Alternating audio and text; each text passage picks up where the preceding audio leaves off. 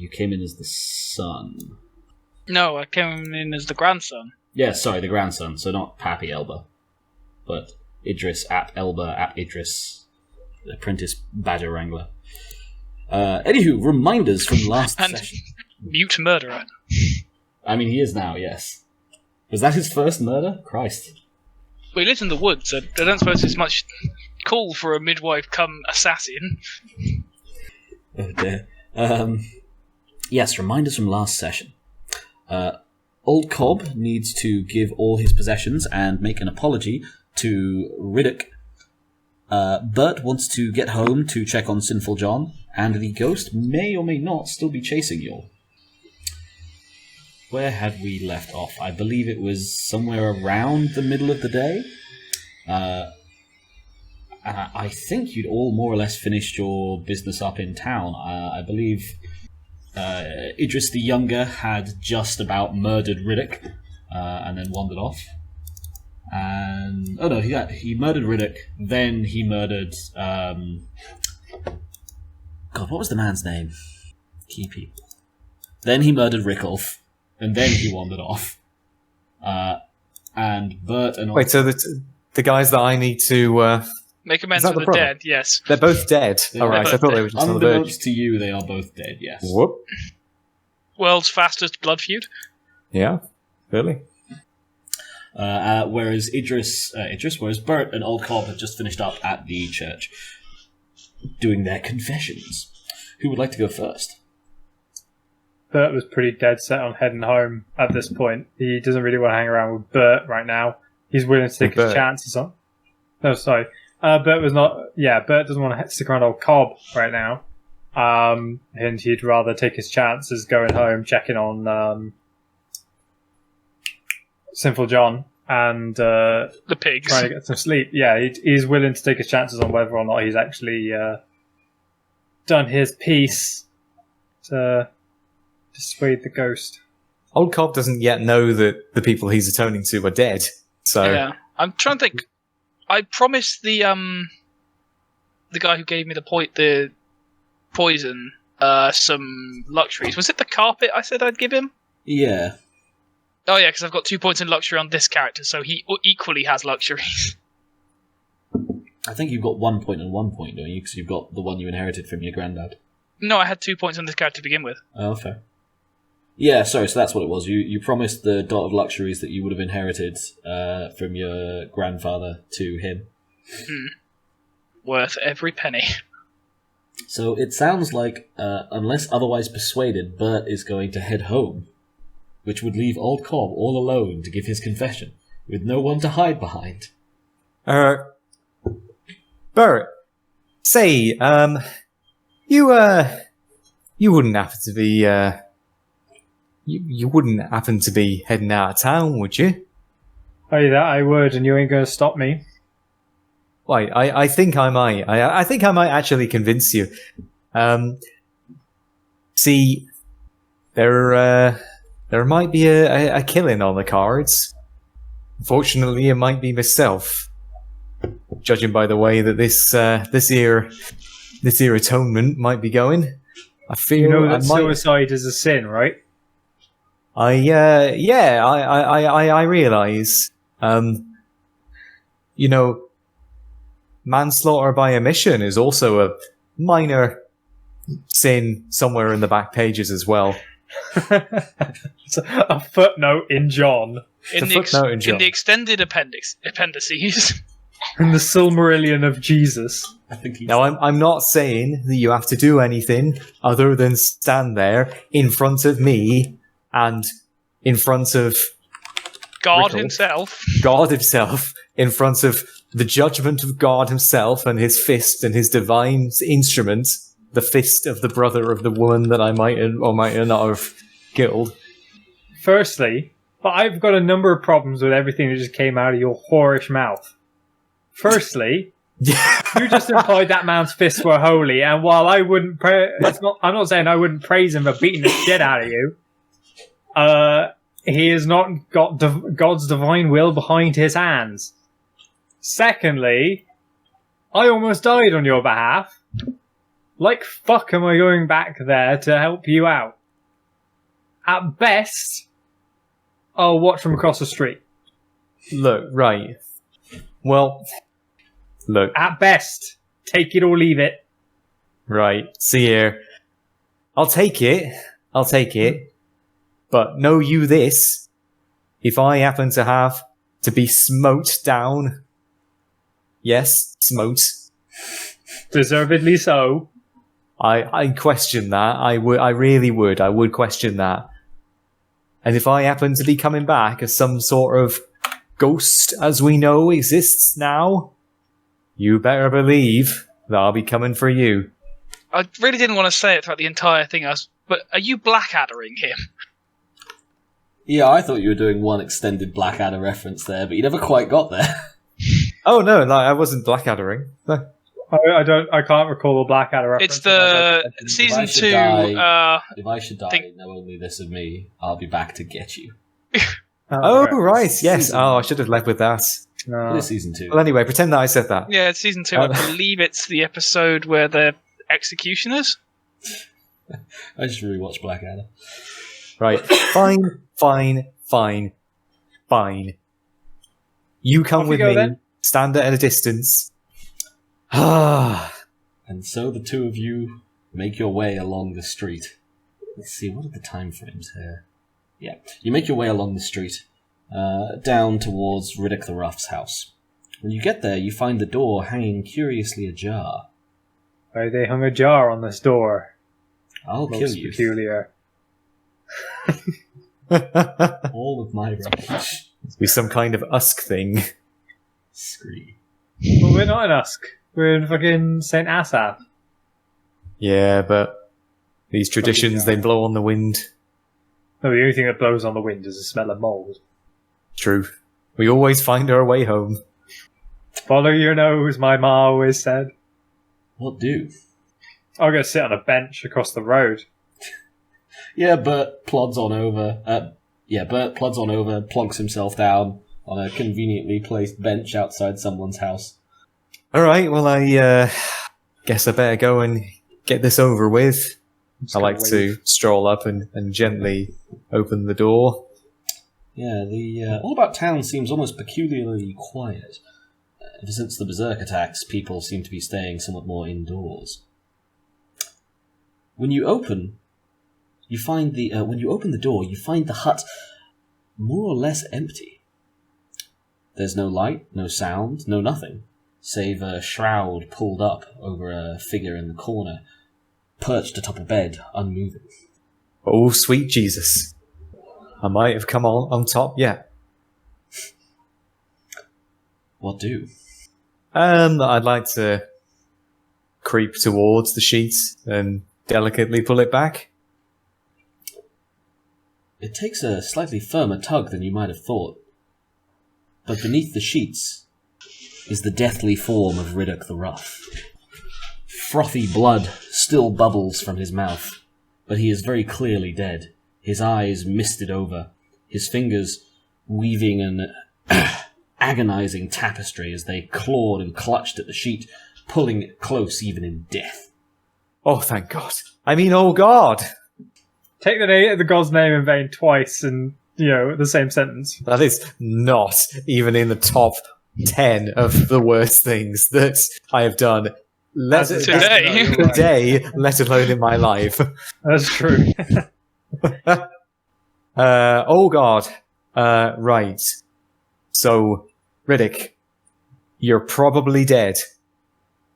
But I can just get you to sign this here document. Sign this waiver. Sign this waiver. But I would like you to know that I murdered your sister and I'm really sorry about it. You can have all my possessions in life. If you were alive. Ben, fucking problem solver extraordinaire. Now, I think I'll be back on my way. You have a word with that sister of yours. Everything's square. Right? The curse is lifted. You heard it here first.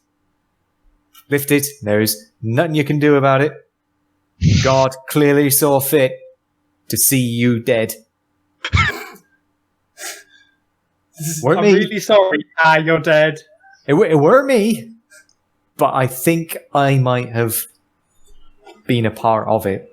And in a way, I think that is cathartic. I think that has come full circle. So if you wouldn't mind, stay the fuck away from me. And we'll be parting ways now. Till I meet the grave, which I never will, because I'll never die. Can we give Callum's character Blather or something? Because he's very good at it. It really is. What would that even be? I guess that's expression, technically? Yeah, expression. He's got 3 in expression. He's not bad. Anyway, Toodles, I'd like to kind of wave and shuffle backwards. So, Bert, you've been sat outside. You were just kind of waiting for the sounds of tearing flesh and or the screams from within. But much to your chagrin, other than a couple of muttered curses, Old Cobb emerges, looking perhaps a little pale, but none the worse for wear from within the hut. He gently but firmly slides the door shut after him. What do? Right, I think that went well. I don't want to know. I don't want to know details. Let's just get out of here before you cause some more trouble. The fact you've not caused any more is already mystery to me. Fine by me, my old friend. I'm living on cloud 9. I've atoned. I'm a new man. My soul washed clean. I find it hard to believe, and yet here you stand.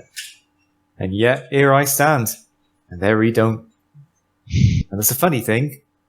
But you know what they say. Tell me nothing more. Right? Suits me. I suppose I should find myself a local lawman. I will say as well, this is not a good look on you. This is completely out of character, but you are now the last person to be seen going into that house before the body will be found. Yeah, but only by Bert. Only by Bert.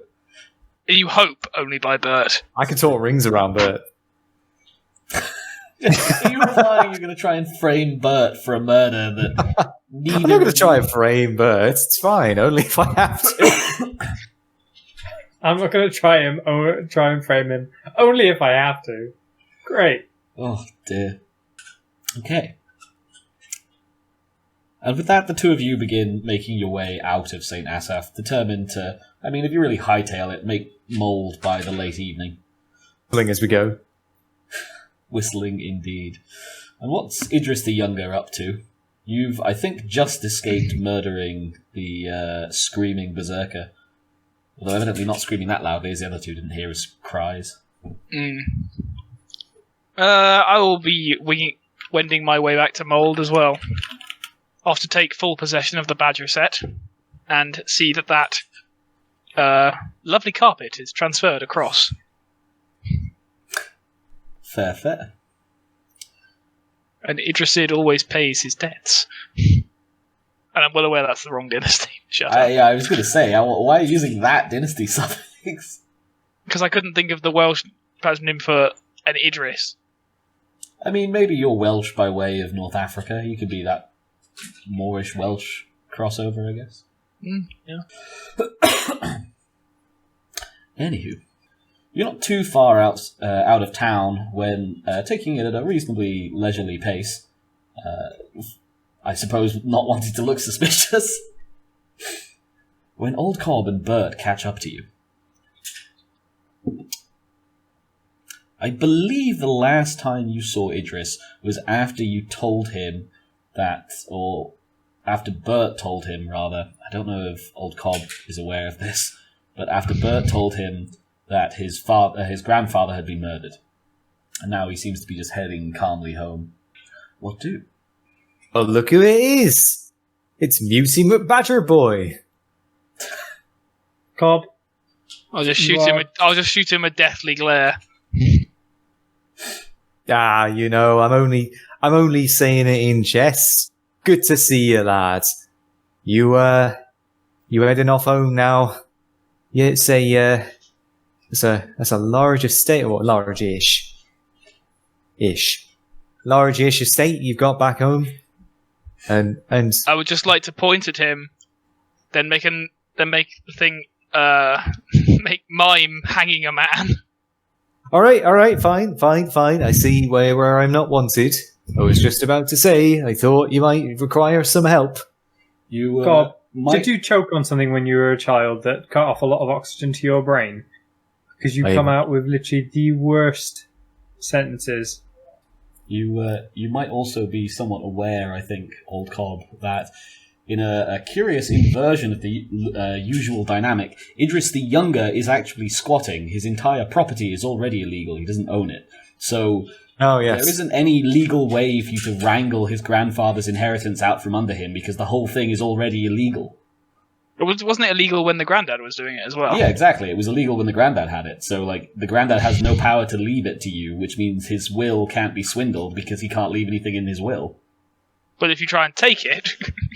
Let's be honest, the legal ways are not...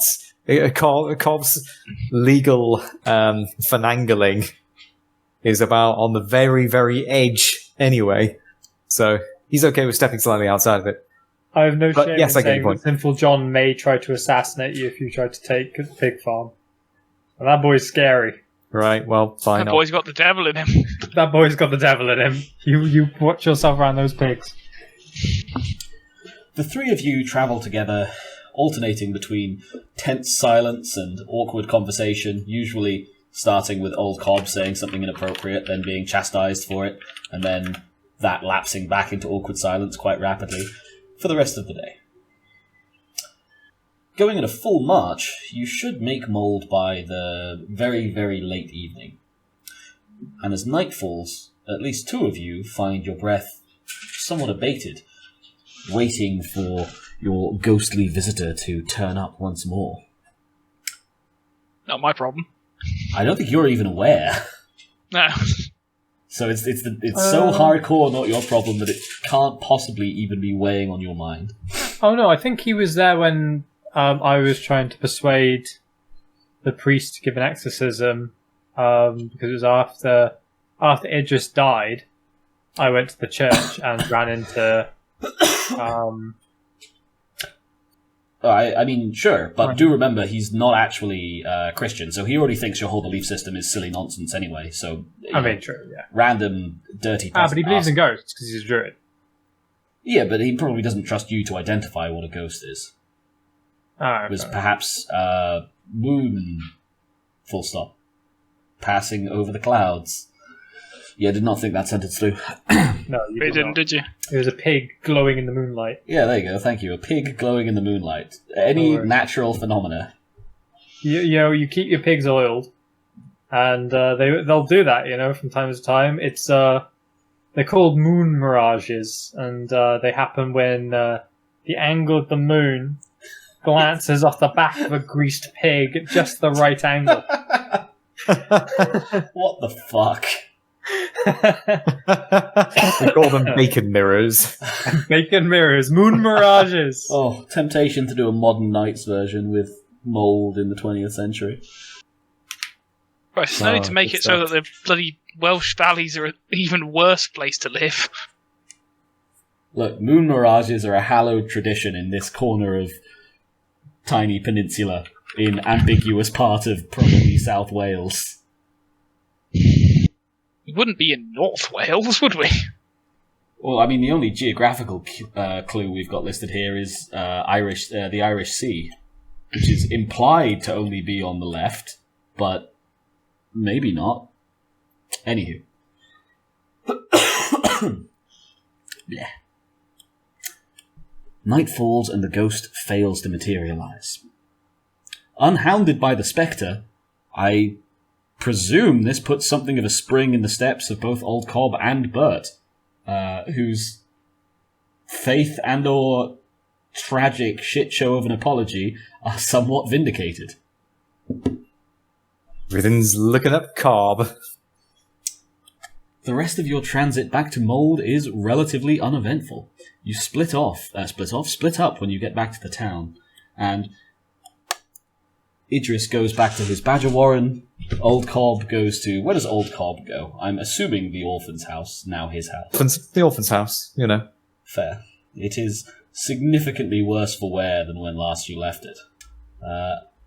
And Bert goes to check on Sinful John. He's doing okay. He's sleeping in his pigsty. Excellent. The interior of your house seems somewhat dusty and untouched, but the pigs are in sparkling condition, glinting beautifully in the moonlight. I trust that boy to do right by the pigs. And he always does. And the three of you collapse into bed for the evening. The rest of the week, likewise, passes somewhat uneventfully. Idris the Younger settles into his routine of being chief badger wrangler. What does Idris actually do with his days? He's the Peninsula's midwife.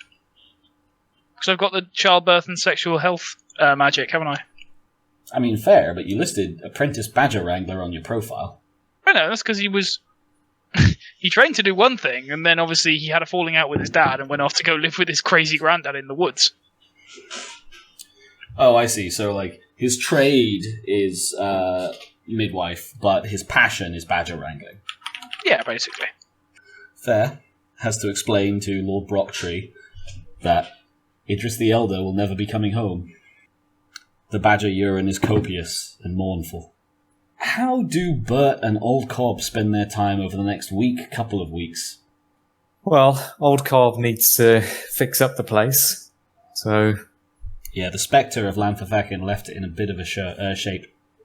I feel like he's going to fall upon the generosity of the town, really. Subterfuge, charisma, difficulty 7. The grift continues. You're going to bleed this place dry. I feel like Old Cobb already has several times over. Yeah. Making a lot of assumptions there. Oh, one success. Net 1 success. Yeah, people feel like you've been coming to them a lot lately, and they're not sure like how this has happened to your recently inherited house. You just inherited the place, and it's an utter fucking pigsty. So much stuff seems to have been soaked in dubiously sourced badger urine. As no one else knows about the ghost, the common assumption is that you must have, for some reason, done a lot of this yourself. Those damn heathens and those damn lovely orphans, they've made me so upset. I'm just an old man in me grief. Take pity on an old man's grief. You know not what he does. And take pity they do. But you know what he needs. They wash your sheets, they provide you with meals, they fix your place back up, so there's no small amount of grumbling. How on earth does one source this amount of concentrated badger urine? No one has seen quite this level of spite. And what's Bert get up to over the next couple of weeks? Well, after seeing that moon mirage, I've got to unwax the pigs and take some of that. What a phrase! Yeah, the problem is, you see, with a moon mirage, what it indicates is that you grease the pig too much. So what you've got to do is you've got to strip some of that grease off, save it for later, for the next season of greasing. You don't want their skin getting too dry, you see. It irritates it, something awful. And you buff it so that they're not too greasy, and then it means that you won't take anyone's eyes out when the sun hits the pig's back too much. More lacquer, little pig. No, less lacquer. I wouldn't understand a badger wrangler such as yourself to understand the fine intricacies of correctly greasing a pig, or ungreasing a pig for that matter. But yes, without some sort of eye protection, in high summer, too much grease, A, makes your pig smell lovely, but will blind someone, and you don't want to be liable for that. So I've got to unwax the pigs. I've got to also check in with Simple John and see how he's getting along. He seems to be getting along just fine, though. Yeah, he's living a reasonable life, honestly. And I suppose that is an extremely fair warning to issue as well. In this village, of all villages, one must assume that the law errs on the side of the litigious. So a couple of weeks go by. We're into about mid-April at this point. when you receive a knock on the door. Let me just double check something. Who receives a knock on the door? Presume not me. I don't think I have a door. Just a second. Probably have just a particularly large badger. It's just You receive a knock on the badger. I hope that guy's prepared to lose his hands. Vicious little bastards they are.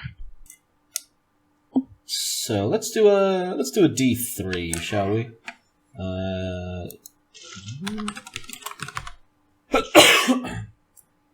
Yeah, you receive a knock on the badger. One morning, Idris the Younger, you're at home in your warren, when you hear a distinct, muscular screeching from outside, and the sound of an elderly man yelling at something. What do? I would like to pick up my staff and head outside to inform them, with my best mind, that this is private property and they best bugger off. I'm squatting here and not them. You're a mute man. How are you going to inform that you live here and that you should bugger off? I suppose you can just. Have you heard the concept of rude gestures Yes, and I have. threat and have you physical heard the threats? concept of gun?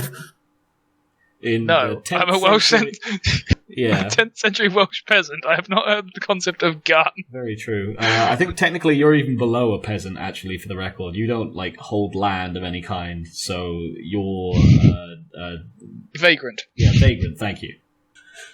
Just because it is a status thing.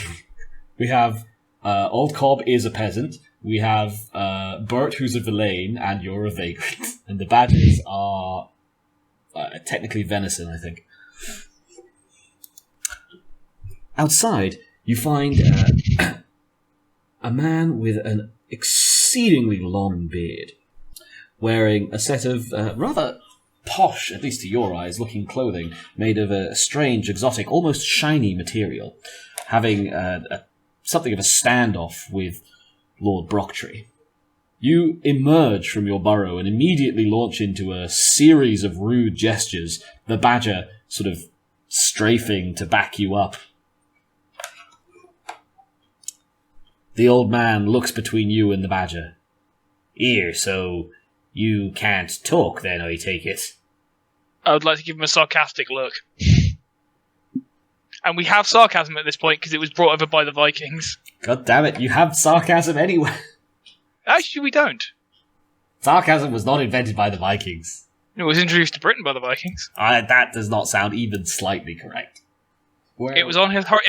I'm getting my information from the Historical Histories TV show, which was Sorry, entirely Historical Histories TV show is the fake horrible. Sorry, horrible Histories TV show. How do you get Well, those two mixed up? I do like Horrible Histories, but that still sounds a bit dodgy to me, honestly.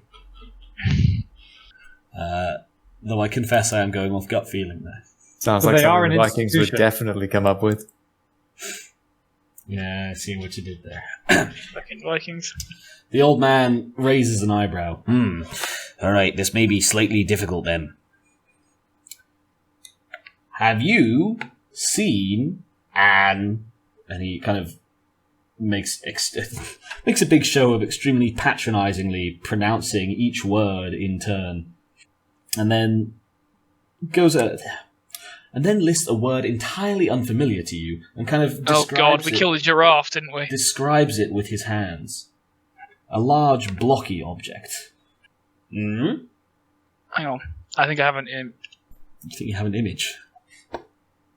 You can't just mind beam images at people. Can I not? I mean, hit us with the image and we'll see. No, he communicates solely in gifs. I mean, I think that was the thing we found in Elder Scrolls, wasn't it? Is that the Khajiit was only 2 levels off of communicating in GIFs. There it is in Discord. Okay, so you pull an utterly Oh, consternated butt-face face. Consternated, some might say constipated face. The man looks at you, disappointed. This is going to be somewhat difficult. Hold still. He raises his arms. His fingers weave a complex series of movements that you instinctively recognize as some form of presumed witchcraft. You probably still have some time to react. What do?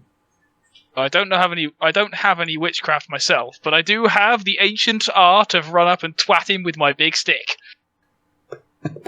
I mean, extremely fair. Clearly, he's a witch. Okay, I will take... I don't think it's fair to ask for strength here, right? This should be a dex thing, because you're doing it super fast. I will take dex melee, he's an elderly man, difficulty 5. Okay. That is many successes. Also, I'm hitting him with my staff. Do you know what I have a speciality in? Jesus Christ. Okay, so that will be 1, 2... I'm assuming staff. Let me just double check, because I don't want to... Well, it's called Druidic Stick. But, I mean, that works. Yeah, I would say that's almost too narrow. Quarterstaff would be fine, but Druidic Stick is also valid. Cool, so that's 1, 2, 3, 4, 5, 6, 7, 8.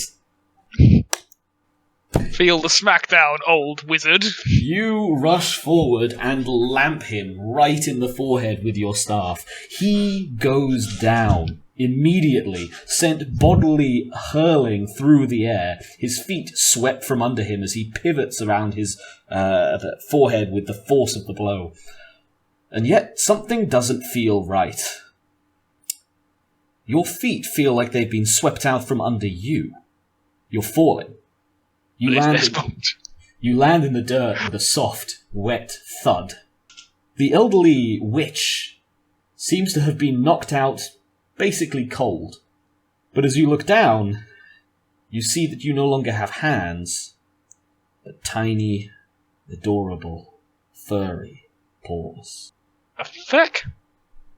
I'm not saying that, but it's more what the character is thinking. You attempt to make a noise, but unfortunately are still mute and therefore incapable of making sound.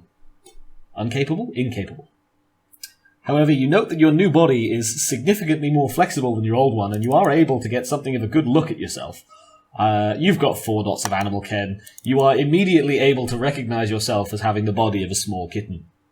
Fucking wizards. Speaking of which, he's currently out cold and will be out cold for some time yet. A couple of minutes.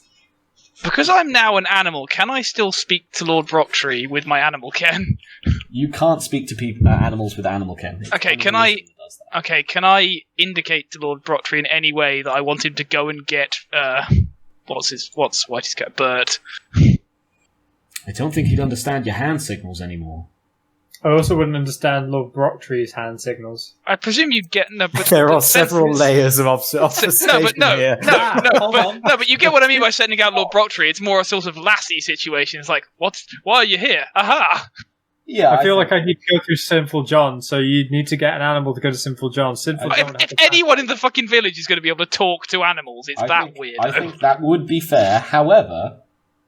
You unfortunately, of course, we had to go to the fucking young druid first. However, you are unfortunately in a bit of a different situation with Lord Brocktree, as you have none of your signature smells, you have none of your signature sights or sounds, and you can't make hand gestures at him anymore. So you are now a tiny kitten facing a large and currently somewhat angry and territorial badger. Fuck's sake. Do I keep my stats, or am I just now stuck? Well, I mean, your physical stats would be like a cat slightly downgraded, but all of your other stats still apply. I will go get the cat stats. I didn't expect to have to turn someone into a kitten this session. But you had it on hand. Which means you wanted to turn someone into a kitten this session. Oh, yeah, your first fucking port of call was, let's turn me into a kitten. No, it was... my third port of call. I've made several last-minute plot changes throughout this session. We've derivated several times from my established course.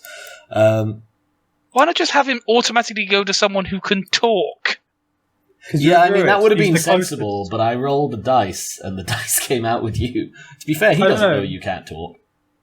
To be fair, though, it kind of makes sense. He's a hedge mage of some description. That is not hedge witchery. That is proper mage. Okay, well, I don't know these things. Anyway, he's gone to the druid, who is probably the most likely to be accepting of the old ways style stuff.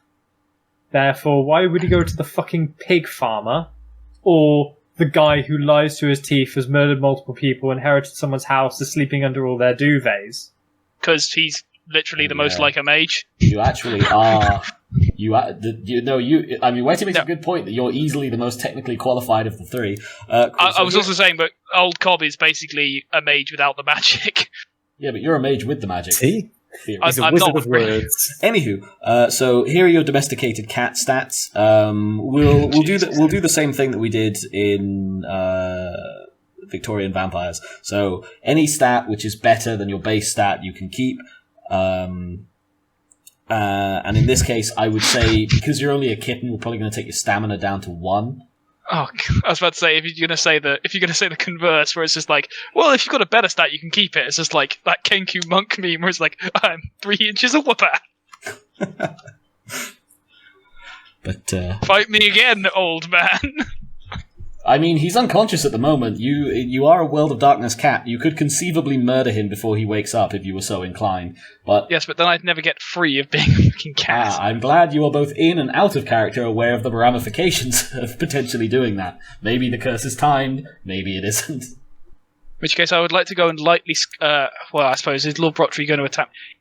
Surely Lord Brochtery would be more likely to attack him. I think Lord Brochtery is probably a bit agitated. He might attack him, that's fair. I don't think it's by any means automatic he'd attack you, but he's also a badger, and they're very defensive, and you have a very foreign smell. And no, I know, but equally, his new life partner just lamped someone and then disappeared. I don't think he's probably too happy about that. Certainly, but I don't know if his critical thinking as a badger is greatly trained. I also like that his immediate defensive spell on hit cast kitten. It's life mage. They've got all sorts of that bullshit. Amazing. Beckon mages. So, what do, Benji? Depending on what Lord Brochtery is going to do is the thing. Because if Lord Brochtery is not going to attack me, then I'd like to go up to the sleeping person and scratch him heavily on the cheek to wake him the fuck up. I mean, he's unconscious. He'll wake up in a couple of minutes. But you just 8 success whacked him in the forehead. The boy's God, imagine if I'd killed him. If he didn't have stamina, you would have taken him into... I mean, honestly, you technically didn't get him to incapacitated because stamina would soak some of it. But it was 8 successes in one blow, so I figured that was worth unconsciousness anyway. But yeah, if you'd killed him immediately and then just become the world's spookiest cat... Cool, what do? Christ. You can, if you want to wait on Lord Brochtery, then I will roll a dice. Yes, I would like to wait on see what Lord Brochtery was going to do. So this will forego you getting any kind of lead on him if he does attack you, but I'm gonna roll a dice for him. In fact, you know what? Should we call it odds or evens? Go for it. Fair. Okay, call odds or evens? Odds. Odds indeed. Lord Brochtery knows who was pissing him off a second ago. Lord Brochtery is a good and highly trained, if not even slightly highly trained badger, and walks up to the witch and begins gnawing at his boots. When the man doesn't move, he retreats off down the tunnels to the set. You hear? He's transformed me, hasn't he? Therefore, I'm not subject to mutism. I mean, I did say that your muteness, whatchamacallit, came with you. But presumably, because it's a physical... The thing is, it's a physical thing. So I don't know why it would, because mage... life magery, when you transform, it gives you everything. If I was missing a leg and he transformed me into a cat, then he'd give me all 4 Trying legs. to say that this has given you your power of speech back. No, I'm saying I can still make noises as a cat, but if you turn me back into my original form, I'd get mute again. I'm going to be real honest with you here, Benji, and say that I have not read the 4 appropriate mage source books to have the powers adequately mapped out. But if you would really like to be able to make cat noises, I do not feel strongly enough to argue otherwise. You may consider yourself to have full cat vocal cords. Wait, it's... If you just that's the source book. It's people do it on a template, It's fine. You don't need to explain. A couple of minutes go by, and the witch's eyes groggily open. He will open those. He will open them to a small cat sitting on his chest, meowing angrily. My face! Ah! One hand goes to, like, the giant welt where you twatted him with the staff. The other goes to the numerous claw marks covering his face and his shorn beard where it's been torn away. You little shit! A hand grabs for your neck. What do? I would like to bite the hand. Bold of you with your strength 1. Sure, I will take strength brawl difficulty 6. I don't have any brawl. Unfortunately, you are an adorable kitten, and I'm not going to make you... You sink your adorable kitten teeth heavily into his thumb. What did I say? I'm 3 inches away. He shrieks in pain, rolling to his feet, cat still attached to his thumb. Ah! Before the other hand comes round, grabs you and wrenches you bloodily away from him, holding you by the scruff of your neck, forcing you to hang at a distance, somewhat painfully. I would like to be meowing at him, being like, "What the fuck are you doing? Turn me back this instant." He eyes you. Now listen here, you little shits. I will turn you back if I turn you back when I'm good and ready. You assaulted me twice. He touches the claw marks on his face. 3 times. I would like to meow at him that he started doing fucking witchcraft in front of me. I don't have no truck with witchcraft. He starts sucking on the wounds on his thumb. Fuck. Do you know what I was bloody doing? I was going to give you the power of speech, you little dingus. I would like to meow back, how the hell am I supposed to know that? Ah. I'd flick you on the nose, but I don't trust my aim. Is that true? Do you not want another fucking finger? No? I've had this exact conversation with my cat a few times. Now you're coming to town with me, and we're going to sort this out. If afterwards I'm satisfied, then I will consider turning you back. I would just like to meow back. Why not just turn me back and give me the power of speech then? You just assaulted me. And you just turned me into a cat. So we're even. He picks up your staff, leans on it heavily as he starts to walk. You will potentially be able to earn your human form back. I don't even know what it is you want. And so the conversation goes sometime. Why not just ask me now while we can communicate? I mean, he's not turning you back for a while, apparently. No, yeah, I know, but as we're walking, why not I just go, well, given we can communicate now, why not just ask me now? Oh, now you're all smiles and talking, are you? Well, now I can talk. And so the conversation goes for some time. You come to the edge of Mould, where it's a fine sunny day. What are Old Cobb and Bert up to? I like to think that old Cobb's just talked his way into getting a drink, a nice pint. Old Cobb sat there with a warm beer, casually sipping at it, knowing he didn't pay a damned penny for the thing. That makes it taste all the better. Theft is the sweetest aroma. And Bert? Bert and Sinful John are currently using the pigs as benches, munching down on some sandwiches after a hard day's mucking out the sty and remucking the sty. The two of you see... sorry. I was going to say, the benches are slightly mobile, but they don't seem to mind. The two of you, one of you very conspicuously taking a slight break from work in your back garden, and the other one not working at all, feet up on a recently acquired table of some kind, see a figure emerge from the woods. Not the usual figure of Idris the Younger, or the more recent usual figure of Idris the Younger, but instead, what may once have been a quite well-dressed man, who now seems to have been scratched to pieces by the extremely angry kitten he's holding by the scruff of its neck. There's a giant welt in his forehead, his face is covered in scratches, his fine clothing has been all torn up. The cat looks equal parts slightly tired and incredibly angry. For whatever reason, seems almost excessively vocal at the moment as well. The man at the edge of the woods stops, and you hear him mumble something to the kitten. "Alright, Druid. It's one of these two, right? Who do we speak to first?" I would like to mumble, the one that's not the prick in the hat. Wait, is the wizard... Which one's wearing a hat? Me and Sinful John are both wearing sun hats. We're out working. Oh, I So thought I was just going with the idea that Cobb had a hat on at all times. Oh, no, The hat from the picture.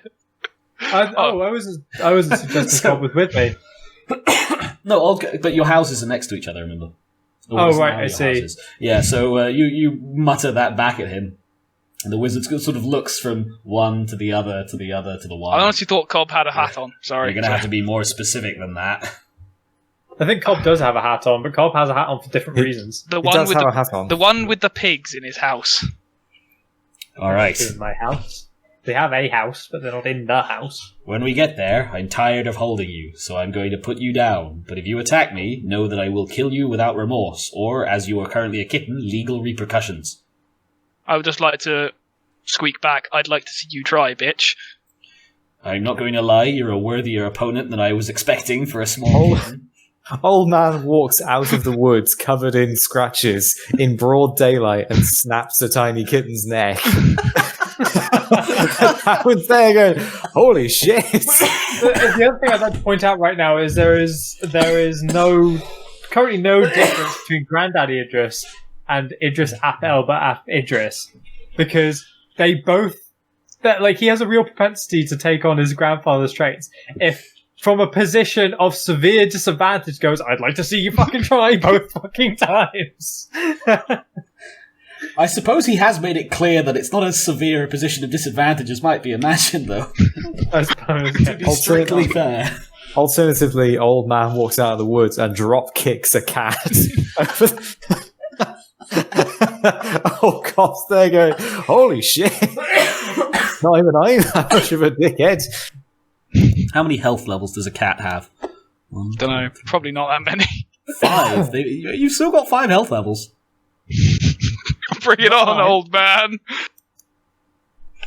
God, imagine if I just rolled super lucky every time. Just this fucking SpongeBob meme. How many times do I have to teach you this lesson, old man? Just realised how was old Cobb with his 9 lives not the one turned into a cat? Oh, Christ. I mean, session's not over yet. Oh yeah, there's still time. How did the campaign end? Well, the party got turned into cats. I'm kind of digging the angry druid. I mean, this is straight up the backstory to the cat familiar in any Disney movie. Just putting it out there. Pretty much. Are you suggesting I'm going to become Salem from goddamn Sabrina the Teenage Witch? Wish you could be Salem from Sabrina the Teenage Witch.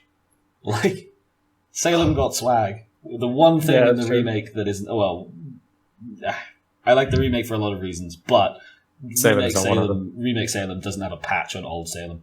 Nah, shit. Wait, they changed him? Yeah, he doesn't speak. Yeah, well, because the remake is actually doing, like, the faithful to the comics. Exactly. Whereas the TV show was, like, tangential at best. I was going to say, I remember the TV show, and Talking Salem was the best shit. Yeah. It was the only good thing about that show, in my opinion. So good. I don't know how far you're through it, Ewan. I haven't done the new stuff, so I've seen part 1 and part 2, I think. Okay, fair enough, yeah. But Salem barely even exists, so far at least. Which I think is also kind of... It's almost okay, because unless they got the original voice actor back, I almost don't see how they could do Salem to the same standard again. Like his... Anywho, this is completely irrelevant. The talking cat and the wizard, to get back on topic, traipse on out of the forest and up to the pig farm, where the elderly, scratched-up man all but body slams the cat down onto the side of your fence, onto a post, and then releases it from his grip and backs the fuck up. He eyes the cat tensely for a moment, waiting to see if it pulls anything. This is actually slightly tense for me. What's the cat doing at this point, Benji? What's Idris the Younger up to? He's going to be extremely annoyed, but he's not going to attack quite yet. Quite yet. Okay. The man drops his guard a little bit. Looks over at Bert and Sinful John, who is scenting the air. It's great. Sinful John, who is scenting the air and eyeing the man, both of his pupils dilating and undilating. Ear. He's a child, not a hypnotoad. He can be both. He is now the Hypnotoad. I mean, bonus points for Callum's impression of Hypnotoad. Ear. Imagine background noise. I'm told you met a word that you don't recognize some months ago. Truth be told, I have no idea what that is. Would have looked long, squat thing, big word you don't recognize, coming out of its face, tusks. Big, yes, tusks, yeah. Word. Oh, bugger. What did you do with it? I would like to squeak out that they killed it from the floor. Well, Man's head I snaps. shot it with my longbow, and quite thoroughly killed it. He yells something at the cat. Why didn't you say that previously? You didn't ask. Any reaction from You got- Bert there? Sir, I know you've got a nasty whack to the head there, and it seems to be causing you to talk to a cat. Now, don't get me wrong. I'm used to slightly odd things. Meet my adoptive child here, Sinful John. He is similarly odd, and probably not very well. I have some experience with the mentally unwell. Would you like to sit down? I pull a pig over. The man looks at the pig. He looks at the cat. To the cat. Is he always like this? Yeah, pretty much. And you wonder why I came to you first. I mean, start with a Yeah, that's description always first, normal. not a word that no one here understands. I did start with a description. Ah! The man continues to argue with the cat for some time. Old Cobb, in vague hearing distance of this, sipping at his beer, watching the drama unfold. I just sit back down on the pig and continue eating my sandwich until the guy is ready to re-engage in conversation, not with the cat. Olkov's just trying to assess how well dressed and Potentially wealthy looking. potentially wealthy this other old man. I would like to meow at the old man. Maybe you should just tell them that I'm bloody Idris and you can let me go now. Otherwise you'll keep looking mental. He eyes the cat. Maybe you think that would help. It probably would, yeah. He turns to Bert. This isn't a cat that I'm speaking to. Gestures at the kitten. This is your friend, Badger Druid. I would like to try and stand on my hind legs and sort of grasp the staff just to show that it's me. You'll have to be more specific. I've known at least two badger druids. Which one would he be? The old man scratches his chin. I've only ever really met the one who lives in the woods. Is that your facial expression, Whitey? Your facial expression as Bert? Just confused grin. Well, yeah, presently or previously? The old man scratches his chin. I confess it's been a while since I've been out and about, but I never really thought there could be another one. They look very similar. I would just like to meow up at him. Describe me. He goes on to give a fairly workable description of Idris, albeit one that's slightly off in some key details. Sorry, I really need the toilet. Be right back. Look, Yeah, just so long as he's not implying that I'm not an old man, they'll get. That's the thing. Why didn't you just say the younger? you know, you Yeah, that's communicate to him fully, and you didn't. He's gone to the toilet. He can't hear you. Yeah. Yeah, I didn't say it because I didn't want to meta it, but But yeah, we've already dealt with ghosts, so possession might be more on the cards than. yeah, like that's what I'm trying to establish. Just like Oh, but Grandpappy Idris, so goddamn stubborn, he possessed the cat. that's the We thing. start I'm talking trying about not to ghosts and old Cobb. You won't see the dust for his wind. That's the thing. I'm trying not to meta it. I'm genuinely trying to establish it in Bert's mind that this is Idris Younger. But if he's given me a workable enough description to differentiate between older and younger, then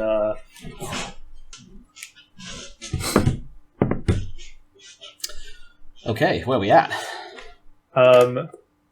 So I mean, I'm gonna say, I mean, the two are kind of similar. Was he an old fellow or a young fellow? He was a young fellow when I knew him. Ah, Idris Younger then. He was going by Idris. Didn't know him to have a father, but fair. Oh, the man who until recently owned that Badger Warren, I presume that you ambled off from, given your direction of amplitude. Wait, sorry, can we just pause for a second here? Is the main point of concern for Bert not that this cat is an old druid, but which old druid the cat is? Yes. Yes. I would just like to meow up at him. Just tell them you met me this morning. The wizard looks down at you. I didn't meet you this morning, I met you years ago. When did you meet me years ago? It would have been... He starts counting off on his fingers. Perhaps 60, 70 years ago? Oh, so it is. But you sodding didn't. I'm bloody 32. Scratches his chin. What's your dad's name? Idris. Your dad's name's not Idris, your dad's name's Oh, Elba. sorry. Elba. Elba. Sorry. Yeah, Ah. Elba. I see. Now I believe Elba was the son of the one I knew. And for... Oh, you mean Grandpa? He's dead. Well, when did that happen? A month ago? Yeah, that's so. About Ow. that? Well, I believe these two will be able to tell you that. The man has a fairly involved conversation with the kitten. In the distance, slightly in the background, Old Cobb has just about finished assessing the man at a glance. He looks three key things to you. One, very wealthy. You recognize a number of the fabrics he's wearing as being actual silk, albeit incredibly torn silk at this point. Two, heavily concussed. That welt in his forehead does not look good. And three, extremely vulnerable. You see not so much as a weapon on him. Ah, my three favourite things. Oh, that moment where Bert becomes the savior because he's the only person who's not an asshole. Can I arise and sort of Or just like lift out your chair, like they've been talking. rise and hover over? They've been talking for a while, so you all but insinuate yourself. In fact, you know what? Whitey, can you make a courage roll for Sinful John, please? courage roll for Simple John. Courage roll for Sinful John. He's got a courage of 3, I think, so difficulty 5. Yeah.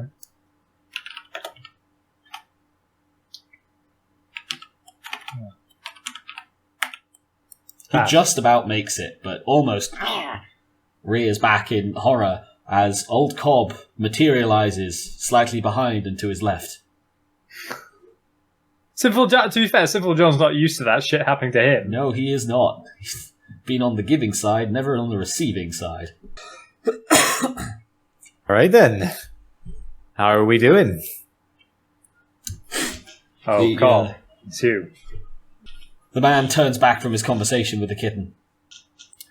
Look, I'm out here searching for my stolen property, and my sources indicate that you were the last one seen with it. What property? I'd like to squeak up at him as a cat. Define stolen. The cat meows. Define properly. He turns to the cat. The word you don't recognize turns to turns to Old Cobb. Well, according to pig man here. Apparently, you killed it, and I am assuming have therefore butchered it. I mean, I think Cobb has the head. Or Idris has the head, I'm not sure. I got these tusks. I think I had the head in the warren. Because I brought it back so I could keep its skull. I pull its tusks from my... I can't remember if it was tusks or teeth I pulled out, but It was either way. teeth you got. I pull out its teeth from a pouch at my waist. Now, when you said killed, you definitely meant it and not him or her.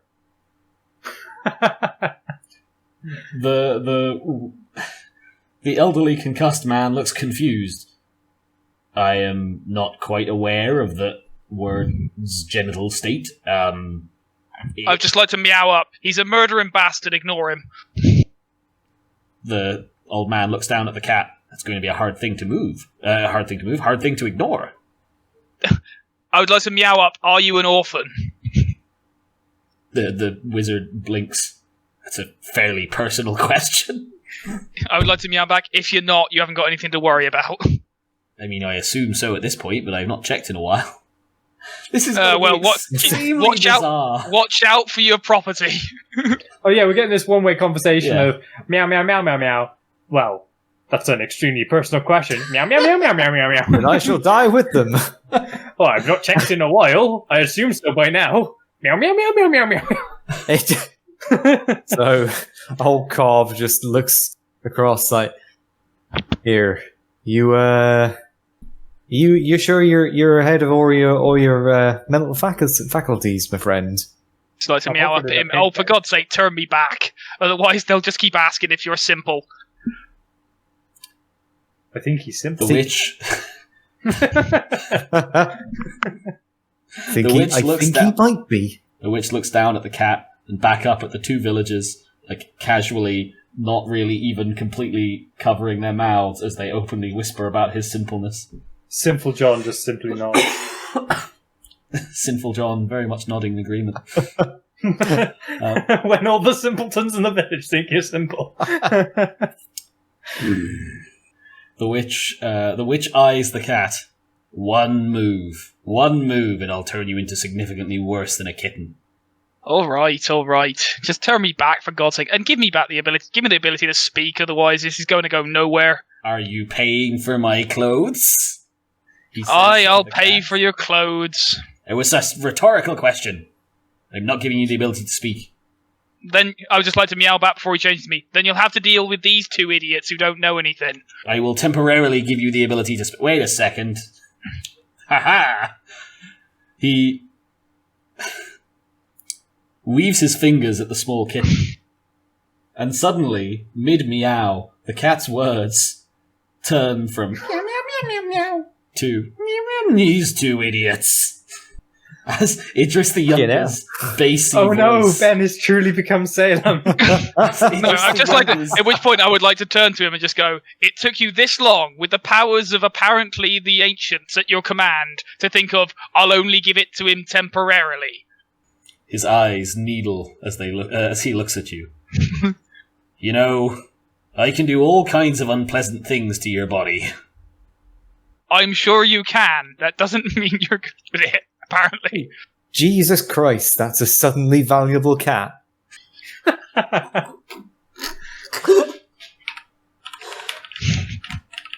Idris the Younger's voice is fairly recognisable. Why would it be fairly recognisable? He doesn't speak. Yeah, but you presumably sound quite similar to Idris the Elder. Fair. But I was about to say, normally he does speak out. I'm mostly going off you making a deal about looking extremely similar to Idris the Elder. But to be fair, it's your character, so it doesn't have to be recognisable if you don't want it to. I think the idea was all of them look pretty similar to each other. I mean, fair. Just varying stages of beard. Okay, so you may now speak. Right. What the hell tries to say the word that he was tripping over earlier when it's at home? Is it some kind of beast? A beast, or what's the local mega predator? Perhaps equivalent to a large and angry cow. Oh, You mean a bull? Well, we've definitely seen one of them. I've got the skull in me warren. He turns to face you. Wait, you've got the skull? Do you have the tusks? No, he does. No, the teeth. You'd have the tusks. I just love the image of you gesturing with an adorable cat hand. Well, we are talking like Puppet Salem from original Sabrina the Teenage Witch, so... I'm not going to lie, I've honestly been picturing him as the I'm not a cat, Your Honor, cat. I don't think I've seen this. But anyway, wait. Is that little Mute cat? You take one look at me or any of my possessions and try any of your illegal shenaniganry, and I'll twat you like I twatted him earlier. Also, he's a squatter. He's outside the realms of the law. You know the laws on squatters. They have no laws. We really don't. First law of Squat Club. No law. So, the wizard looks between the three of you, utterly perplexed and just thoroughly annoyed. Do you have any idea what I've been through in order to get that thing's tusks? Who has the tusks? The pig farmer. Mate, I don't know why you're so surprised we don't know anything. You literally met me when I lived in a hole. I live in a hole in the ground. Idris, I don't have the tusks. I have 2 teeth. I suppose the tusks are in my warren then. What's the difference between a tusk and a teeth? He rounds on the cat. We didn't have to come here at all.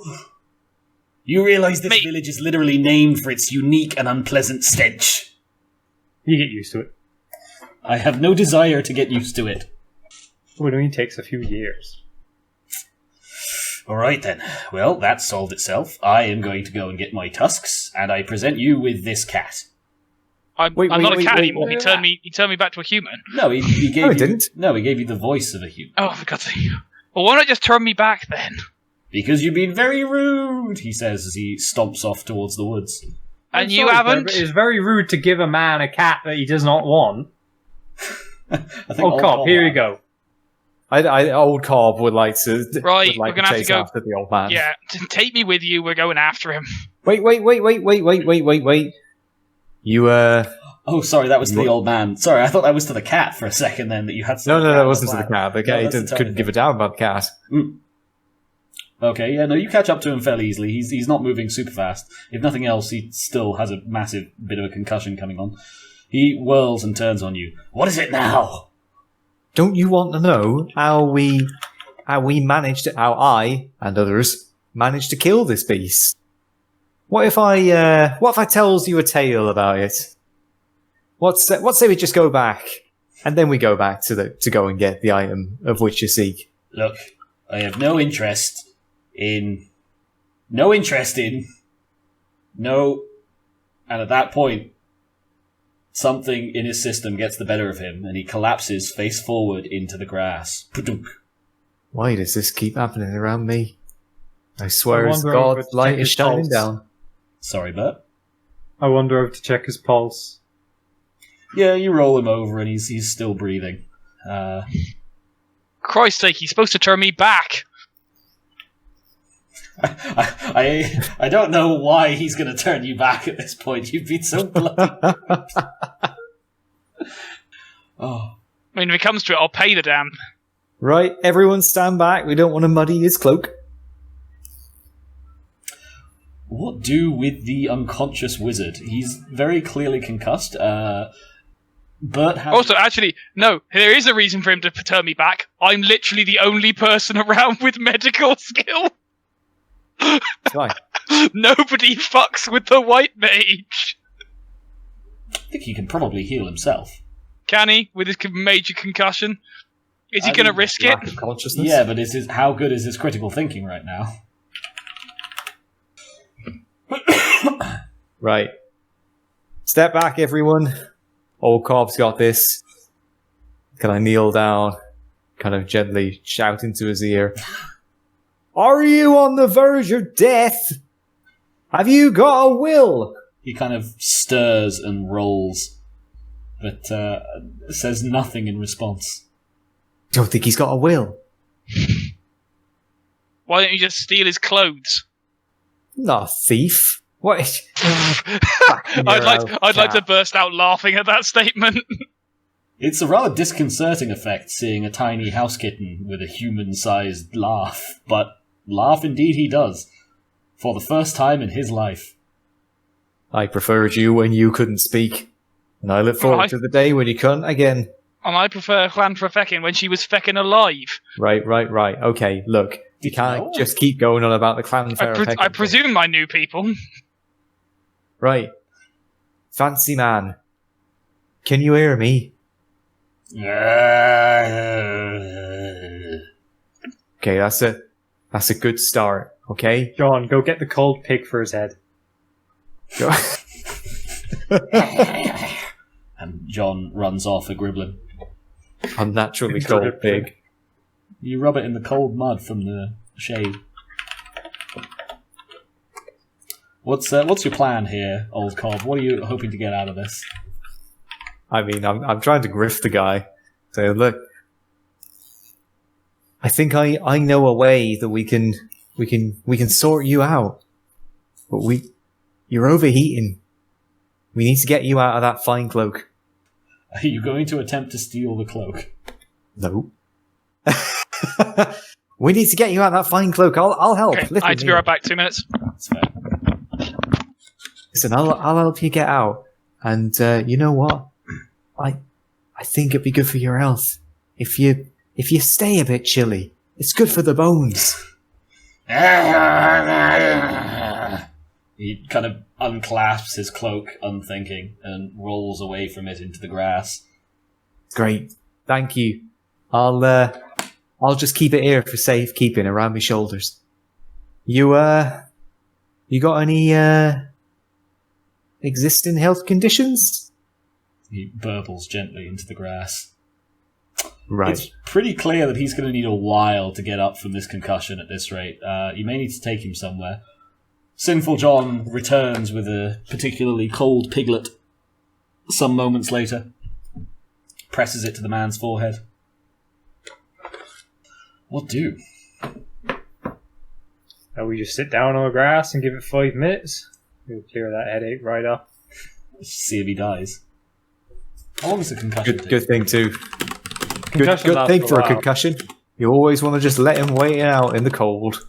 The thing is, a concussion can last for like weeks. Yeah, Jesus, days. Yeah, concussion's really, really bad. Like you're talking low-key brain trauma. Okay. That's why if you hit your head, you're meant to go straight to hospital because That's the thing. Oh God, it's counting on low-key brain trauma. So it sounds like you've both identified that he's got a concussion, and he's going to be quite heavily concussed for quite some time. What are you going to do for the next week with this guy, if anything? All right. Well, you look after the man. I'm not going to let you have your grubby mitts all over it. You'll fine. try I'll and look inherit after his clothes or something. I'll just. You look over as Old Cobb is literally wearing his cloak. Take it off. Take it off now. Right. No. See. Look. I will set the pigs on you, and you know what happened last time. All right. Thank you. Fine. The piglet snarls in hungry anticipation. I tells you what, he already gave that to me by right. That was a non-verbal agreement. That was a non-verbal agreement, and I bear witness, as does John. It's the most binding of agreements. Hold on. Give you a sec. Simple John. Let me just double check his So we've identified... He's got 3 seneschal. Yeah, he agrees with me. He's going to be concussed for a while, Benji. 3 seneschal. Which, yeah, he's got 3 seneschal. Which means that the two of them are kind of divvying up how they're going to care for him for like at least a week, maybe 2. He's going to stay at mine. I'm going to care for him. As is John. Okay. And what does Idris the Younger want to be doing for this time? You are currently stuck as a cat. Cleaning his fur, meowing, shitting in the... Well, I won't be able to go in and deactivate all the traps in the fucking labyrinth because I'm a cat. I mean, do you have your cat-like reflexes? The wizard is... God damn it. The wizard is currently still concussed. So that is a secondary concern for him right now. I don't know. I guess I'll sleep a lot. Take this as a holiday. Lick his own balls. Basically, yeah. Yeah. I feel the urge to lick my own testicles. And so Idris the Younger uses his time as a talking cat to lick himself mostly. Given the amazing twin gifts of being a cat and speech, and he opts for self-gratification. I mean, what else is there to do in bloomin'... I know, run Cats around, apparently aren't all that different from humans. freak people out, predict omens whilst you're a supernatural cat thing. I don't know. Troll the populace. Great. I mean, I suppose to be fair, that might get you, like, drop kicked or otherwise murdered. Yeah. Very conceivably. And Now, also, Idris, as long as you're on the farm, then what I need you to do is I need you to avoid the pig booby traps. Please stick to the gravel path to the door. Do not stray into the sty. You will get trampled. I'm not going anywhere near your sodding pigs. Good. Here's a cat bed. And so Bert's reputation as a house of sin goes ever up, as more than a few villagers claim that he has a talking cat. Others say that's clearly nonsense. But he does have that sinful John. I say he's quite the sinner, he is. So is that what you're going to do with your week? Whilst Bert is caring for the concussed mage, you're going to Turn the town against him? turn the town against him.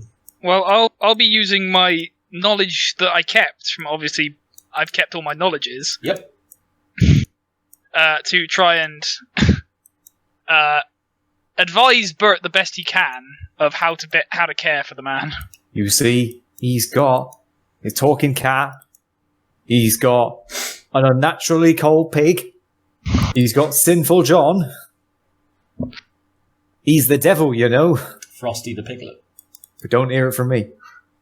And the moon casts mirages off the backs of his greasy pigs. Exactly. I mean, he's got a lot hang on. to work No, hang with. on. Can I, you have whilst not. he's doing this, I presume he's doing these like soapbox rallies in the square.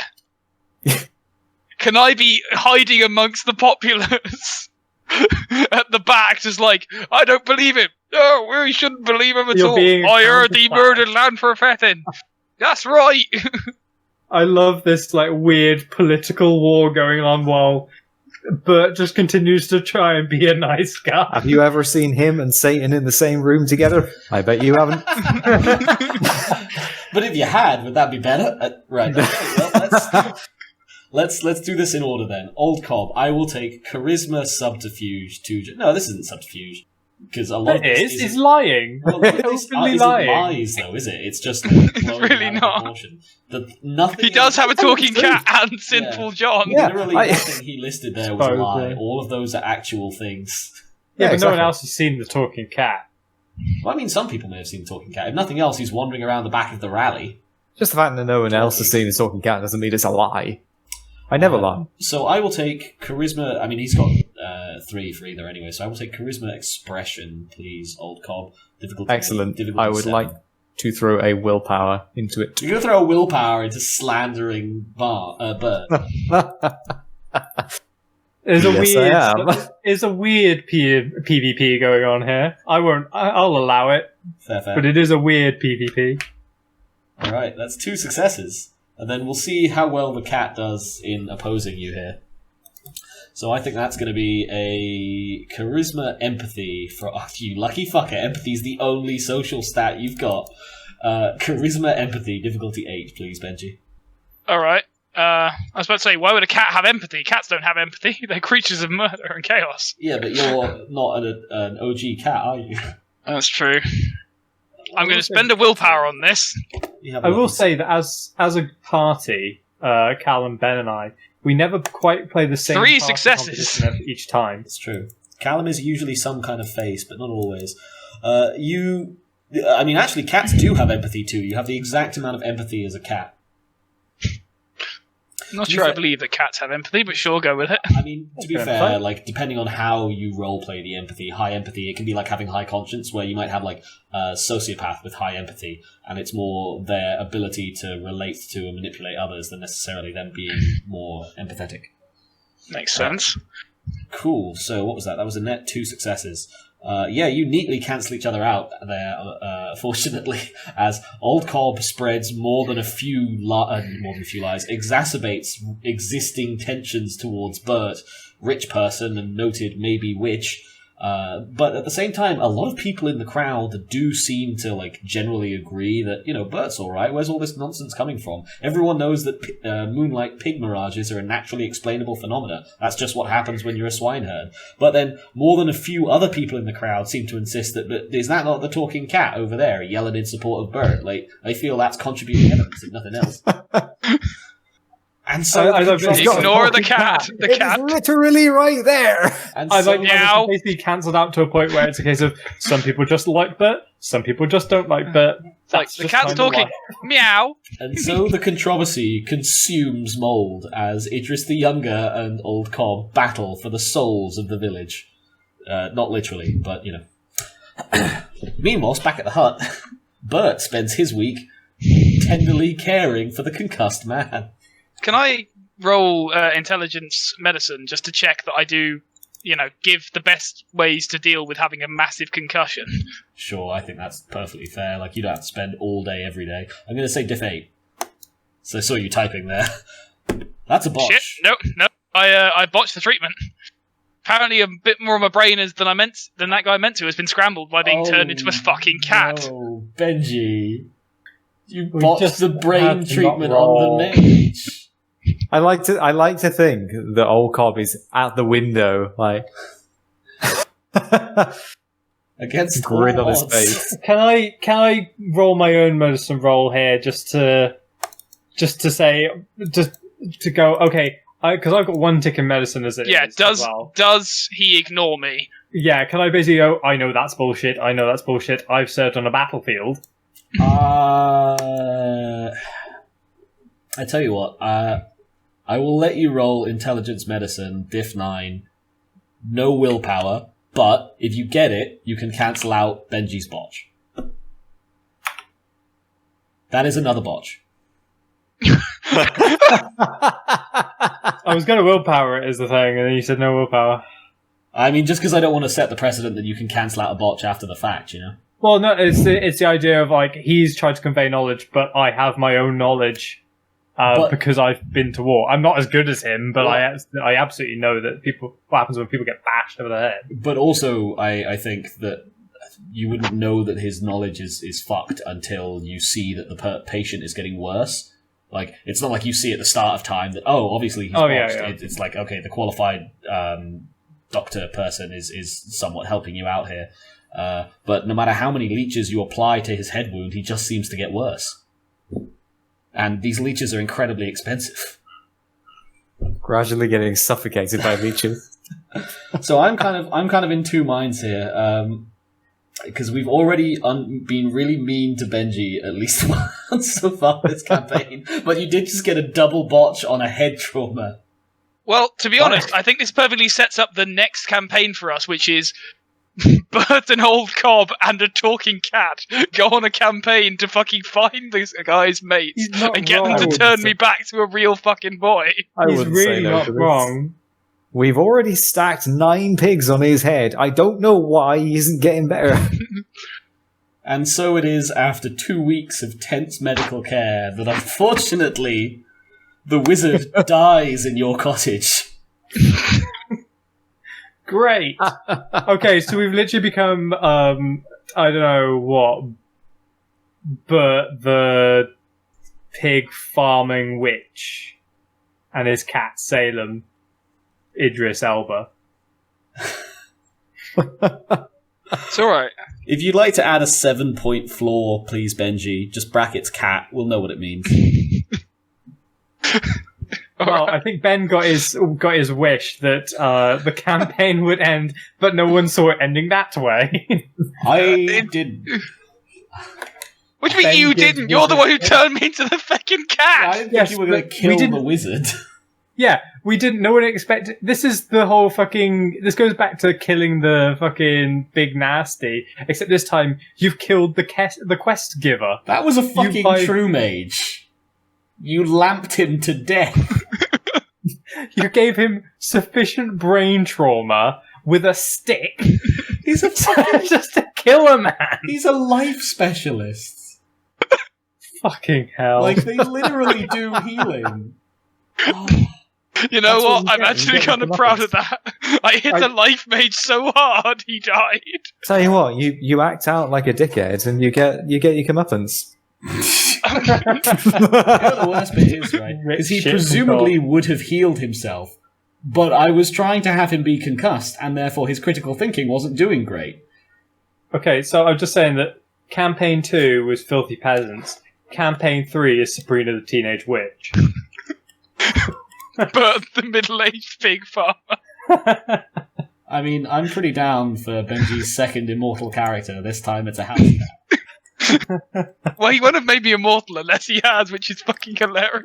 I would love you to be immortal. Just show up. Just in every campaign. I would love for us to start a campaign where we're like, okay, well, you know what? We're gonna go and fix Idris, and then it turns out he's an immortal cat that can't be turned back, and me and Old Cobb, bitter neighbours, get You know what the thing is as well? into some sort of mage coven.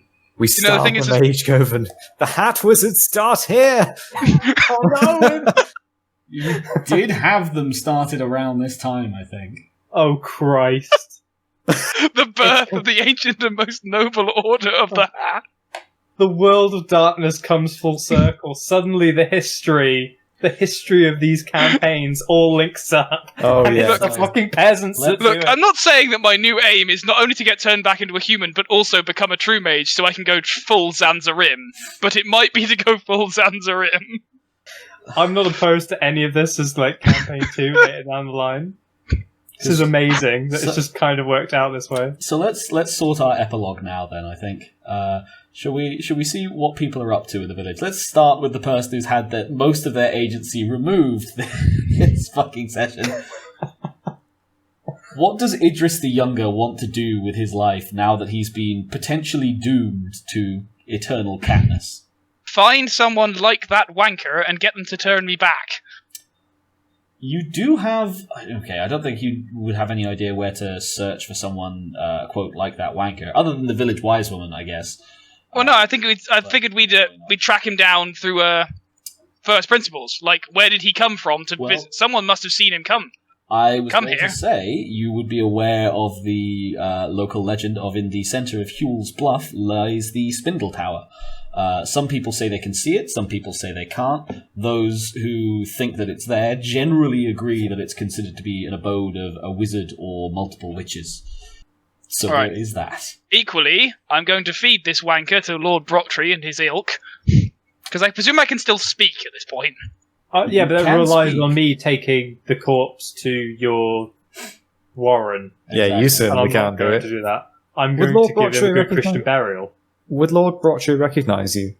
I can Boy. talk now, and I sound very much like Granddaddy Idris is the thing. Yeah, I think I guess. with significant difficulty he could potentially still command at the very least Lord Brocktree, his most loyal badger.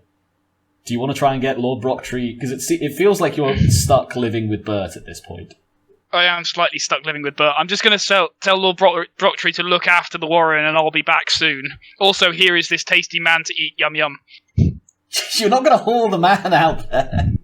No, I'm going to get Lord Brocktree and all the other badgers to take him. Descend We're upon old gonna, Bert's yeah, house. no, we're gonna. Old Cobb can have the fine clothes. That's fine. I'm just gonna get Lord Brocktree to drag the corpse away with all the other badgers, with a special request to keep the skull and piss on it every day. Because that guy's got high willpower. He's coming back as a ghost, and I want him to know what I'm doing to his fucking skull. Not everyone with high... Even if you have high willpower, you don't automatically come back as a ghost. And generally, mages don't come back as a ghost either. Generally. No, because life specialists normally just go, I'm just gonna yoink myself into a clone body. I mean, not in this day and age, they don't. I don't think. I actually don't know mage super well. Okay, sure, we'll let you roll for it. This is going to be an exceedingly difficult roll, but if you win, if you get even one success, then you can... A swarm of badgers will descend upon Bert's house. I will take Charisma Animal Ken, difficulty 10, please. Going to spend a willpower. Oof. Can you imagine that botch as you're immediately torn apart by your own badges. Oh dear. But no, you That's spend why I willpower. spent the willpower. So that is net 1 success. Meaning, Bert, how do you deal with the fact that the wizard's dead? What's your plan for the rest of your quiet life? One net success. I thought he's got 2 ones there. He's got 2 1s, but willpower can't be cancelled out by a botch. Okay. I mean, I was intended to give him a good Christian funeral, so the way I see this playing out is I've put the body in the ground, and these badgers are actually digging up the corpse somewhere in the local church graveyard. I mean, I think it's pretty clear that this was going to be Idris's immediate priority. So you're in the process of giving the body a good Christian funeral. When, I suppose, fortunately for you, that this happened at the churchyard and not at your house. Yeah. A swarm of angry badgers, led by a presumably at least partially terrified, however unwillingly, kitten, throng out of the woods into the churchyard and begin tearing the wizard's body to pieces. Wait. How's his cloak? And that is I already said you can keep the clothes. Well, I mean, let's see what Bert was doing with them. Bert, what did you do with the wizard's clothes when you go to lay him to rest? God, I mean, I would probably have not left him in his cloak. I would have probably just left him in his. I would have probably left him in most of his clothes, but I wouldn't have thought I'd left him in his cloak. That cob can have that, I guess. But as for the rest, as of the rest of my life, I mean, still got Sinful John to look after. But while Idris is not, I'm not particularly close with Idris. It doesn't sit right with me necessarily that he's cast into kittenhood for the rest of his life.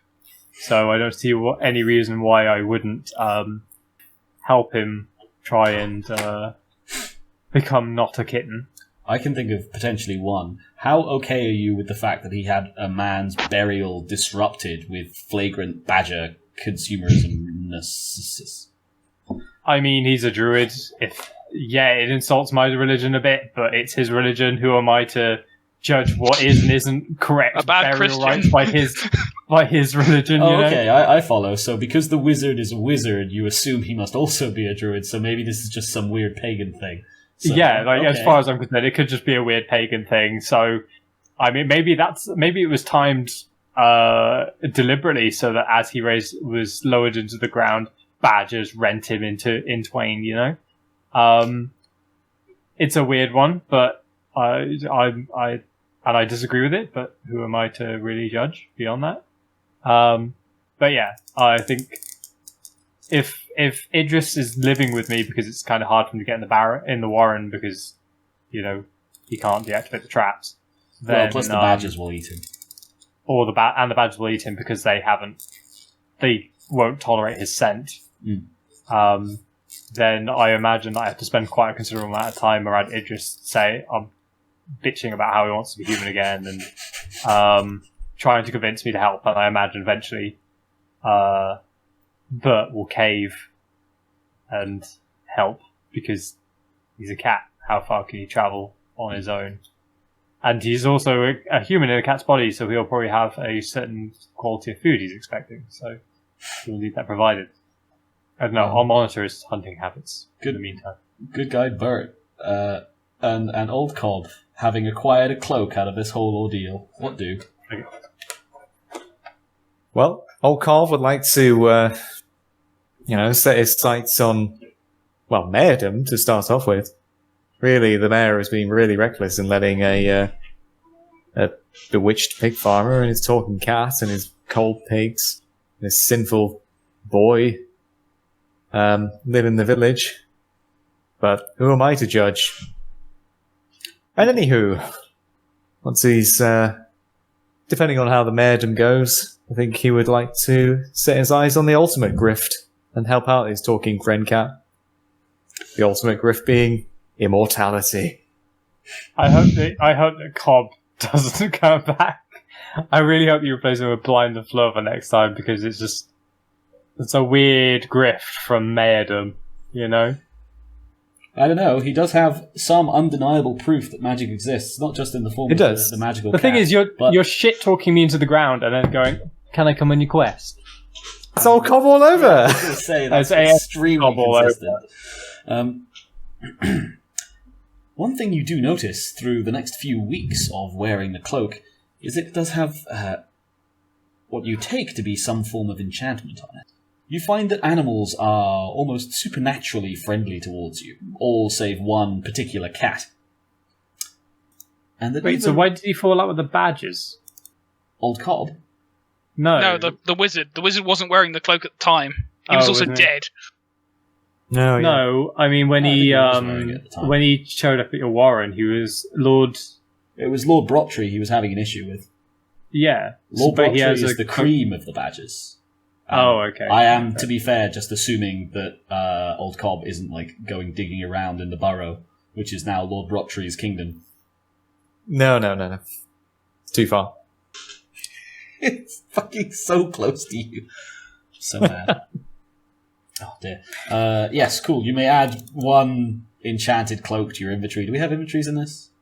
I don't think we do. No. Somewhere. I mean, put it under powers or merits or something, and There's a notes section. So there is. Counts as giving you up to 3 animal ken without actually having animal ken. Okay, well, I'll put it in merits, I guess. So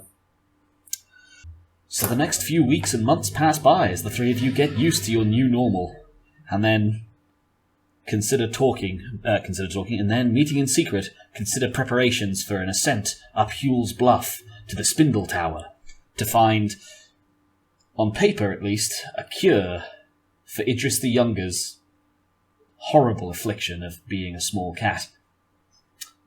But at least one of you has a secret objective, something they'd really like to find in the now presumably abandoned Wizard's Tower. And I think that is probably a good place to end it for the Chronicle. Nice. Bit early, but we came to a natural stopping point, I feel. Yeah, no, agreed. I don't suppose anyone has any reminders they want set for next Chronicle. Find that wizard's icons, get me out of this fucking cat form, and then defile his memory forever. Because fuck that guy. I'll sec and decatify Idris the Younger. Defile the wizard's memory forever. Anything else? Grift your way to magicdom. Oh, yes. Old Cobb ascends as a true mage. I think actually old Cobb might not necessarily care so much about immortality, although it would be nice. I think he would just like the power to kind of... Grift in all things. Yes, he'd be much more of a, but if I can manipulate people with magic, then they'll give me all of the beer. Dear lords. I mean, I think my objective in terms of becoming a mage is going to be to cure. Wait, sorry, it was the aim of everyone was never become a mage. It was decatify me, not let us all ascend to true magery. Quiet, you. Bert has to become a mage so that he can stop all of the rest of you from abusing your mage powers. No. I'm not running. Cool motivation, actually. I'm not running a mage campaign, for the love of God. That sounds atrociously difficult. Well, no, you're running a campaign to get to the mage campaign. Sorry, Ewan. What did you just put into the campaign? Yeah, it has been made available. It has been made available. 3. Do not tangle with that which you cannot. We could at least become shitty sorcerers. Yeah. Well, we'd frame it in a system that's doable. Yeah, it's not like that's we when we put our hats on. So, but part of the quest would be to help Idris. Part of it would be to cure Sinful John, and part of it would be to make sure that Old Cobb doesn't abuse powers. Because you don't actually know that Old Cobb wants to abuse his powers, but I think it's an extremely fair assumption. I think it's just a given. Ambiently, He's a two-faced, lying son of a bitch.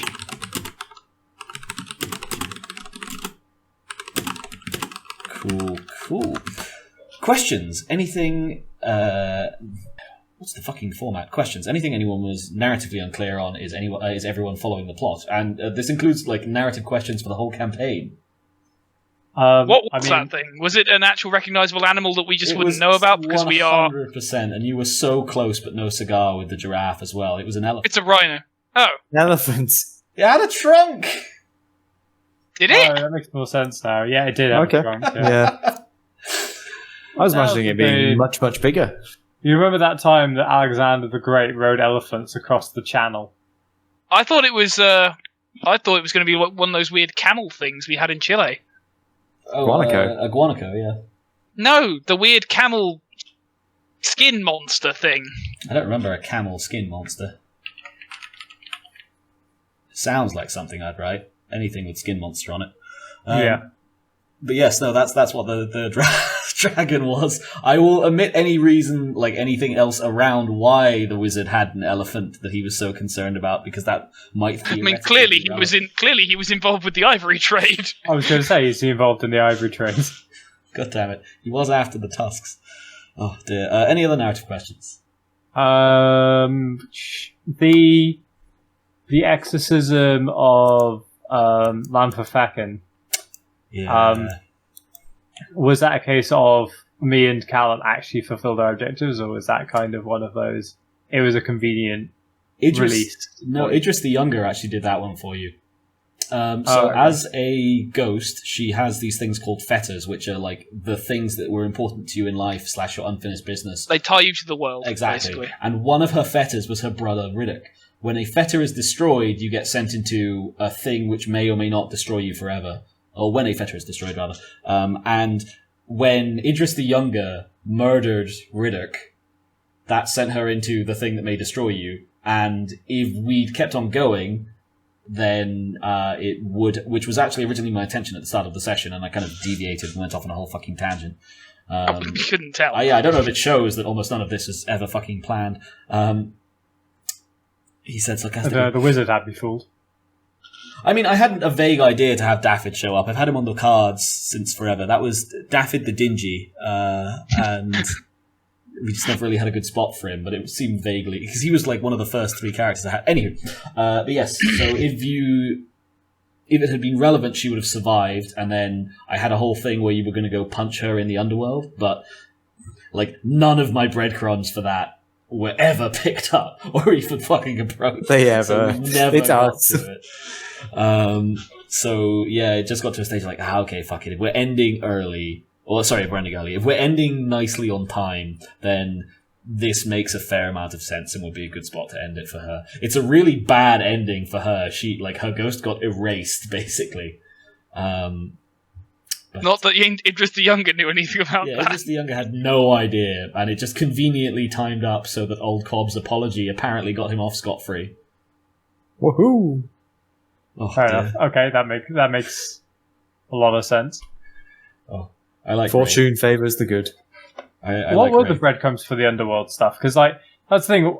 You mentioned quite a lot that we missed a lot of breadcrumbs, but like for us, well, from my perspective, I can't think of anything that would have led in that direction, apart from maybe digging up her grave and look, a magical portal that led to the underworld. No, so I think number one was that there was an exorcist in the village. Like a fair few of them were things where it's like, okay, what is a logical question that you could ask here? E.g., who could perform an exorcism?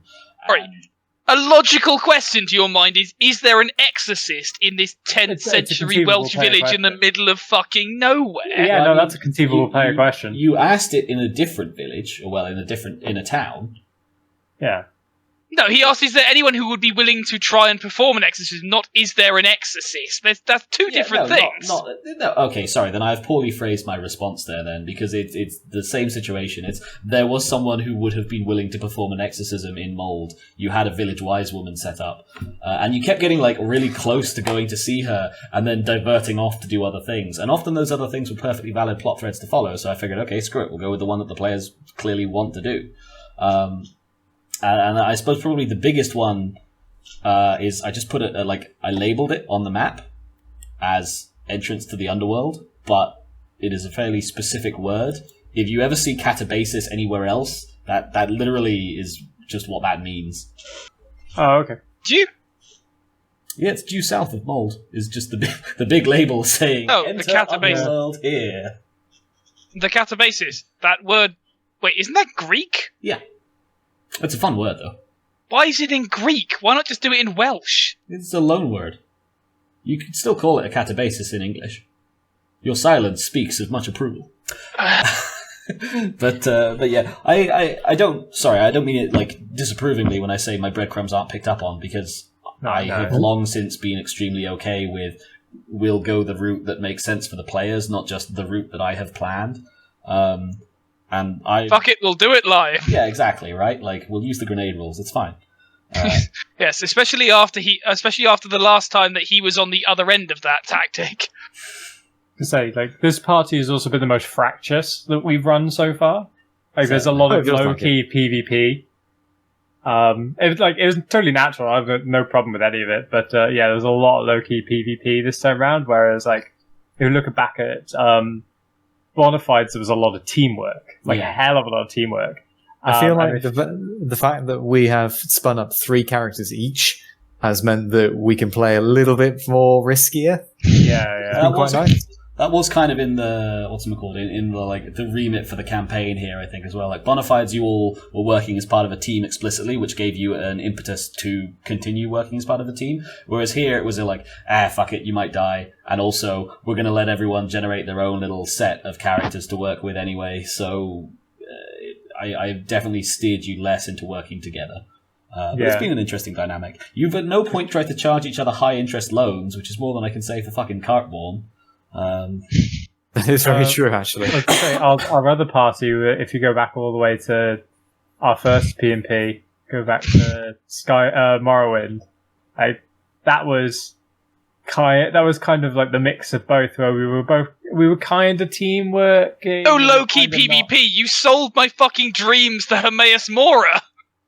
Yeah, that did happen, didn't it? But I was thinking more like that time where I was an Argonian and I just kind of... Whilst I wasn't there and wasn't spooked.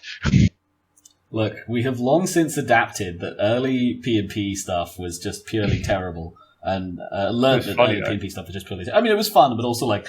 There are boundaries as for, is this fun versus is this fun for everyone? And things like, don't fuck with players' characters when they're not there has long since gone in the books as a hard, we won't do that again.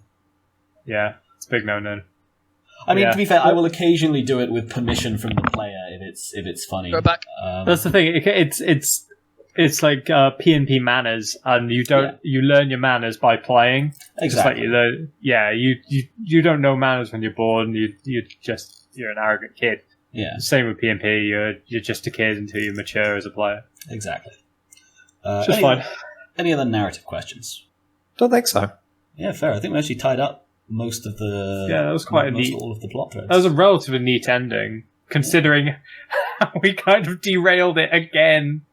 I'm honestly incredibly glad that you concussed the mage there, because the ending I did have planned for him, which I don't think I can go into because it would now involve potential spoilers for season 2 or Chronicle 2, I guess. A potential season. A potential Chronicle 2, yeah. Was significantly less related to everything else. Would have been somewhat funnier, I think, but also just a complete non sequitur. Oh yeah, in that case, this is the natural way of doing things then. So definitely. No problem. Feedback. Anything you liked, anything you disliked, anything you'd like to see more of or less of next Chronicle. Cats. Yeah, I do quite like the whole, and now you are a cat. I have been wanting to use that for so fucking long. I originally had that spun up for... That was right when we stopped doing the second Elder Scrolls campaign. That was going to be the next mission, was everyone take a potion, you're all Alfiques. I've had that on the fucking back burner for the longest bloody time, and then I finally get a chance to use it. But I can definitely do more cats. I thought Callum was going to steal from him at one point whilst he was still alive, and then also get turned into a cat. I mean, I pretty much stole from him. I got his cloak. Yeah, but he kind of dubiously consented, so he got past the wards. He did, exactly. Dubiously consented? He was dead. No, not when he was concussed. We're on to feedback, by the way, Benji, so if you've got any feedback for this Chronicle or next one. I can't remember if they updated the Mage Edition to say Mage stuff stops functioning once you die. I have no idea. I want to say it doesn't, because I think they had that as like a thing for a while, which was kind of weird that everything a mage did stopped working when they died, but then it wasn't consistent. I mean, it's mage. So it naturally led to stuff like, well, what about those giant structures that everyone uses that are from ancient mages that would just naturally just collapse? I am not read up enough on Mage to get into the minutiae of it, to be honest. I almost feel like we're going to go at the speed of what is plot appropriate for us, rather than what is necessarily super good canon for Mage. To be fair, if this mage is pretty shit tiered, like, oh, I'm a mage, cool, and you can't even leave to go to a Horizon realm? Sucks to be you. I mean, I had him as somewhat medium, honestly. But this is also before Horizon realms have come super into fashion, I think, actually, 10th century. I suppose, yeah, he's still all pre-Daedalus, ha ha ha, I shall rule the peasants forever. Yeah. One of those twats. He absolutely was not going to turn you back, though, I think, as well. You were so fucking rude to him.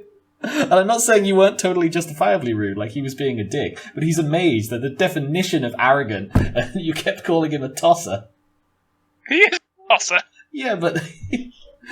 All of Ben's characters calls him how he sees him. You should know this by now, Ian. Like, it's the staple of Ben's... No lies on Christmas. Oh, God. Christ. Genuinely, if you look at it's all not a character trait of anything that you do. That's it's not one true. of the things... He's played... I had to rack my brain there, because I've played for a lot of Benji characters. Arnold fucking Finson was tactful. That one character alone... Yeah, I suppose he was, actually. Vaguely. 60% of the time he didn't speak his mind. I remember arguing with the executioner in fucking Helgen. Yes, you definitely did. So argumentativeness is one of the defining and constant traits of Ben's characters. Yeah. There is no character that you will not argue with. Yeah, that's true. That is the defining Benji staple. Yeah. But... yeah. Dick. Every sodding situation. It's fine. It's fine. Distracted is one of mine, so yeah. It's like it's the scorpion and the frog thing. It's just I can't help it. It's just who I am. Any other feedback for this chronicle or next? So far we've had more cats. I kind of feel bad now because we killed an elephant. Yeah, you did. You killed a terrified regular elephant. In Wales. It was having a really bad time. It really was. It's like those poor fucking lions that used to live at the animalarium at Borth, just sitting there thinking, what did I do to deserve this? Oh, that was pretty brutal. And then you hacked its head off. It did make for an entertaining time. Like, if you listen back to session 1 and you're all there going, but surely some kind of half wisdom or occult should cover this, right? No, it's because we assume it's supernatural. Oh yeah, exactly. I think it was academics I was after in the end. No one has it. None of us can read. You're not going to get academics. Yeah, well, exactly, right? Which is why I've had none of you even know the word. Because if any of you had suitable academics, I suppose maybe Hearth Wisdom might have covered it on like a 10 because they were used against the Celts. Yeah, but I don't. Well, you see, I mean, that was my justification for academics. But Sinful John conceivably, potentially, could have heard of elephants somehow. He's got 1 point in academics. Sinful John read. But would Sinful John be able to tell us what it was, other than just it's a bit like a big pig? I mean, that's right up within Bert's Road, isn't it? It's just a big pig with a snout, you know? Snout? Just a big pig trunk. with a trout. We rubbed this fish on a pig and got an elephant. Minecraft. Any other feedback? No, don't think so. Fair. So it's just more cats then? Yeah, just more cats for next Just time. more general bullshit. Zanzarim. We just finished a 22-part fucking campaign with a dedicated cat character. Sorry. Who's the GM who turned me into a cat? And I mean, as I just said to the other two, I've been waiting to do that for the longest time. I know, but you then forfeit any right to bitch about how we've just finished a campaign involving a cat. No, I find it hilarious. I find it vaguely hilarious that Creed said, that was funny once, but I'd never do it again. And then literally the next campaign that I start running, we turn someone permanently into a cat. Anywho, cool. We should probably do some experience.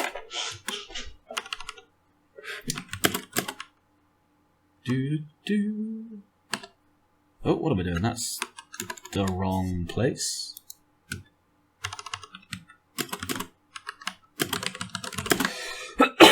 Can I get a bunch of experience for kill the True Mage with a stick? Does it? We'll get to it, but not unless it represents something else. Plot progress. Does anyone feel like they made any significant plot progress this session? Yes. And if so, what? Well, Killed that fucking wizard. How was that in any way plot progress for you? If anything, I mean, it ended the campaign. It set up an entirely next campaign. It's true, it did actually. Old Cobb absolved his sins. Fuck. No.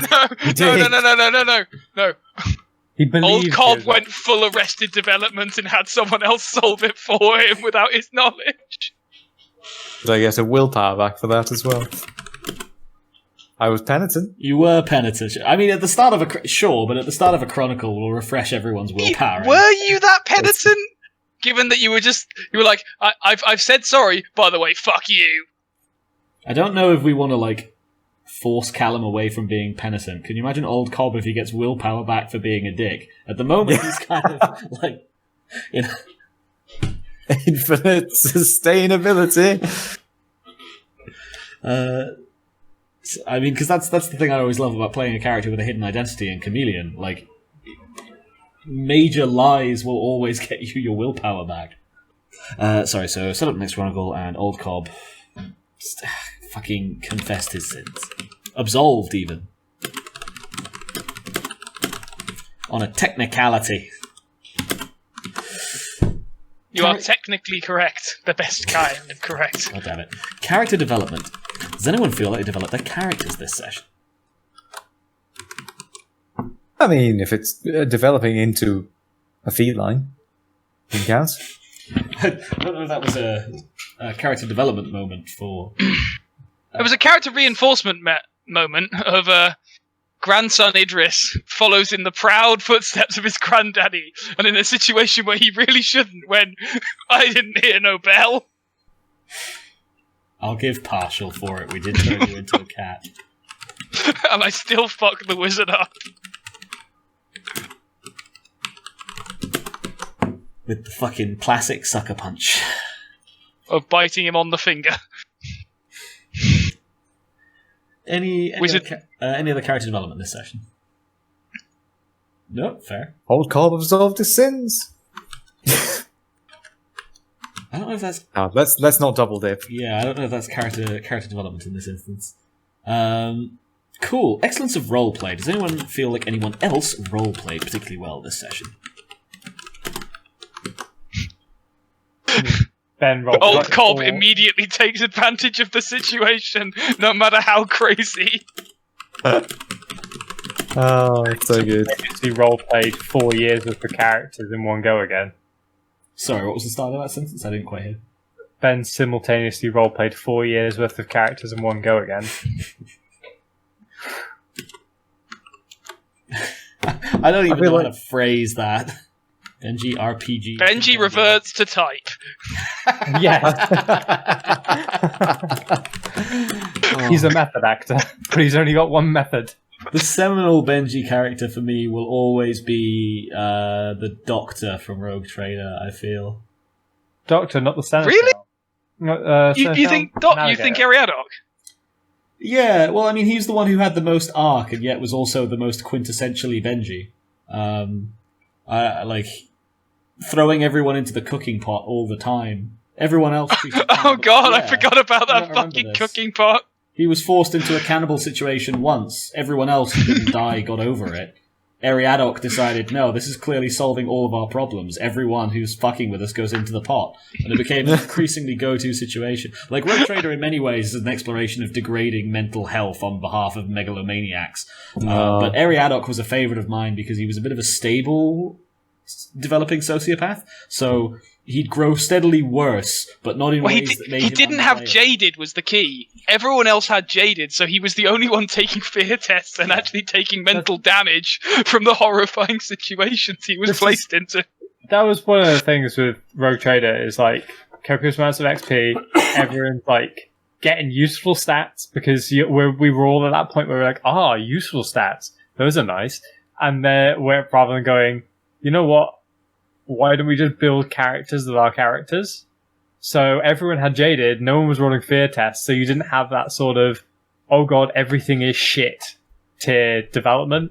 Whereas when we go into campaigns like this, or Bonafides, where we go in and we're just like, look at how shit we are, this is really funny.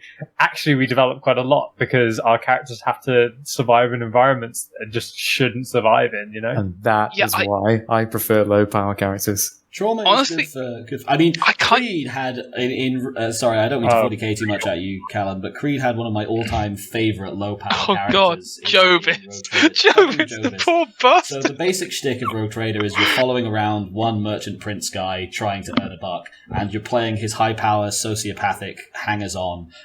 For everyone, apart from this one character of Creed's who he took at one point, whose whole thing was he was the ship's chef. And that was all he did. And he had no powers that didn't directly relate to being really good at making mostly brownies, I think, were his speciality. Yeah. And he also didn't have Jaded. So as time went on and they were increasingly exposed to horrifying situations and he was dragged in against his will time and time again, his sanity and body were eroded to the point that I think he eventually underwent a voluntary lobotomy. Wow. Yeah, he basically went to a crazy. Think Dr. Octopus meets the medic from Team Fortress, and you've sort of on the right track for what Uncle Hacksaw brought to the table. Oh, it is a shame I didn't get. I know I joined Rogue Trader for one session, but it is a bit of a shame I didn't get into it. I mean, not everyone's everyone's yeah, it's not everyone's cup of tea, but also if you go into it with like the right character or the right frame of mind, it's another one where Rogue Trader is another really good fail faster. I think the problem with the right trying party. to get. I think the problem with trying to get Callum into that Rogue Trader campaign was we thought the best way to get you in would be to do a really grounded, gritty bit of the campaign on a fucking swamp world. And the best way to go would have just been to go full 80s speed metal cocaine, like kick the door to the bridge open. Welcome! We're gonna go shoot some people down because we've got money! Because like, maybe that's what we need to do. We need to go like 80s speed cocaine, Starsky and Hutch bullshit. We did, but we did it the second Callum dropped out. We said, okay, we don't have Callum anymore. He was the driving plot point for this, so we went into this like closed time loop. What was it? It was a pyramid scheme involving a closed time loop, if I recall correctly, where you were stealing, you were getting the past to sell you things so that you could steal them and then lie. Why did you do this straight after I was there? Yes, sorry. Any other excellence of roleplay awards to give out? Bert's porcine performance was excellent. His committal to jamming pigs into everything.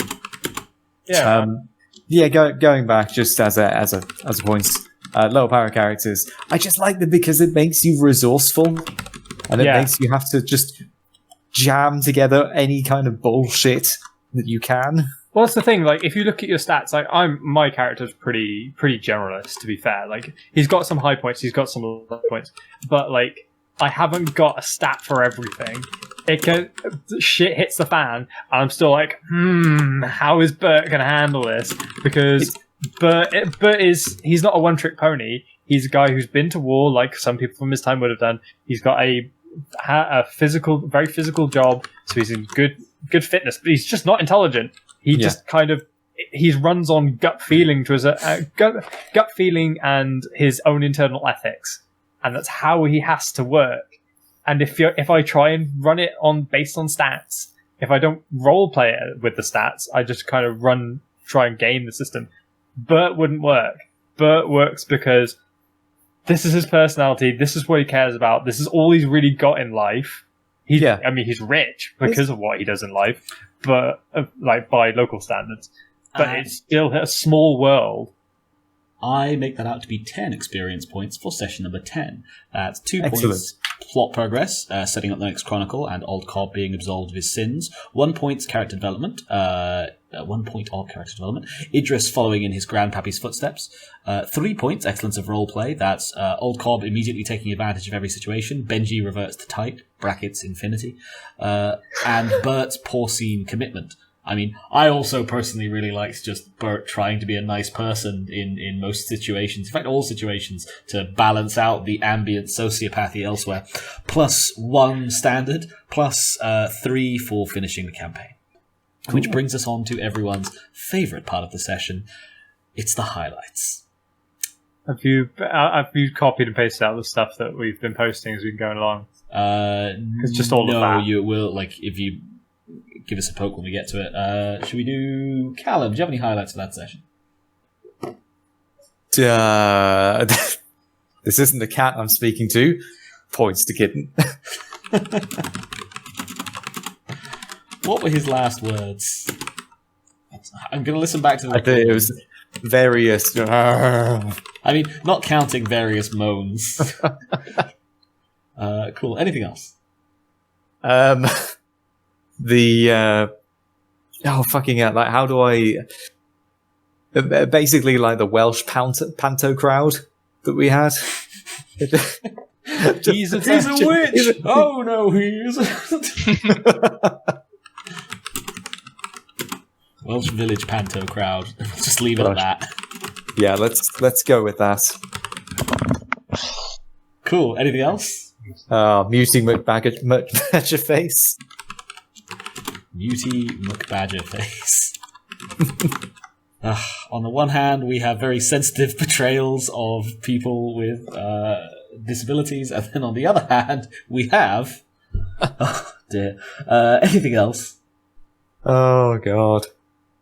God, I'm trying to think. Like, we did have a fair few this time. Yeah, that's why I tried to write them down as we went along. The Badger Door. The Badger Door? Oh, yeah. Where he walks up and knocks on the badger. Knocks on badger. Anything else? The unnaturally cold pig. It's Frosty the Piglet. The unnaturally cold pig. Anything else? I used one of my manslaughter by omission.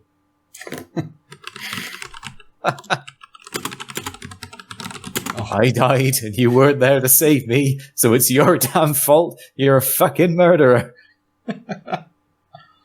Ghost rules. Ghost. Anything else? No, I'll go for someone else. It's fair. I know I've got a couple potentially in the wings. Benji, do you have any highlights for that session?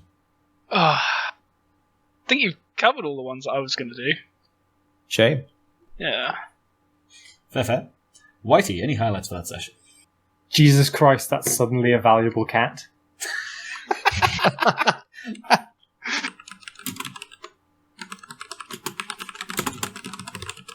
That's to grift. It tries to grift a talking kitten. I think he's simple.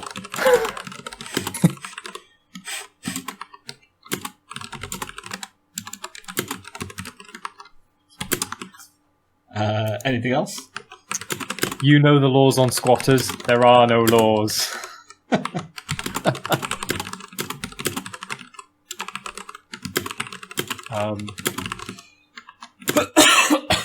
John runs off a griblin.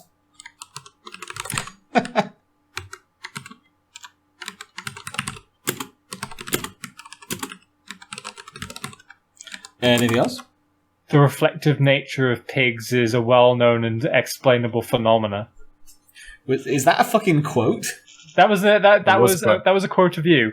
That was you playing one of the members of the crowd saying, the reflectivity of pigs is a well-known and easily explained phenomena.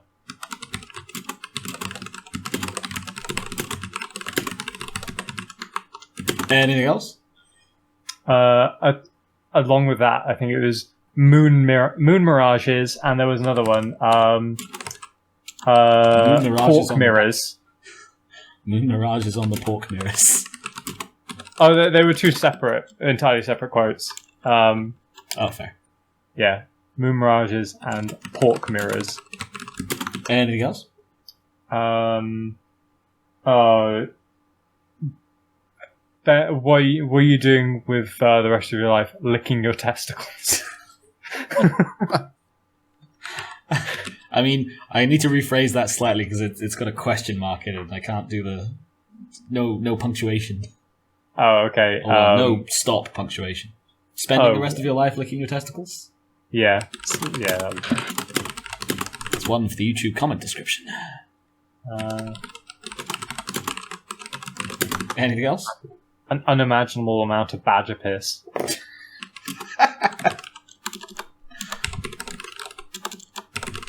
I think that's my last one.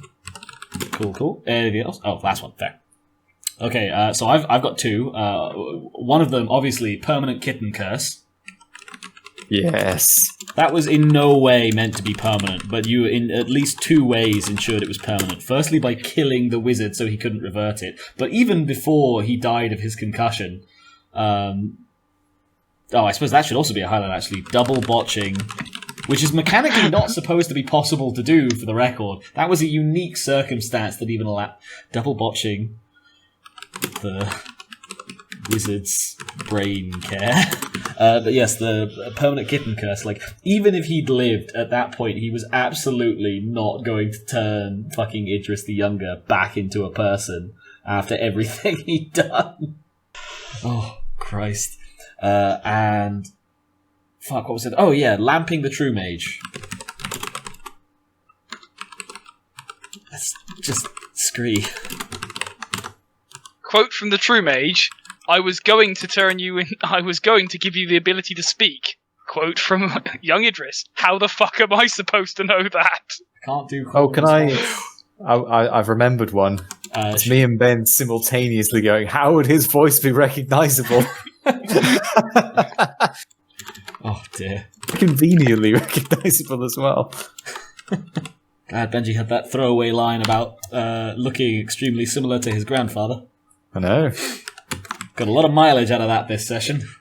Are you talking about Idris the older or the younger? Oh yeah, no. The idea was that he'd known Idris the Elder and just hadn't been out of his tower in like half a century. And it like took way too long, and I really didn't do well getting that across. Well, no, we thought it. Yeah, we got it. Oh yeah. We was just like, wow. We got it. We were just trying to point out in in-character character that he was being an idiot. Yeah. He's a true mage. They're incredibly self-absorbed generally. Cool. Any other highlights from anyone? No? Fair. In that case, any final words for the recording? Pig benches.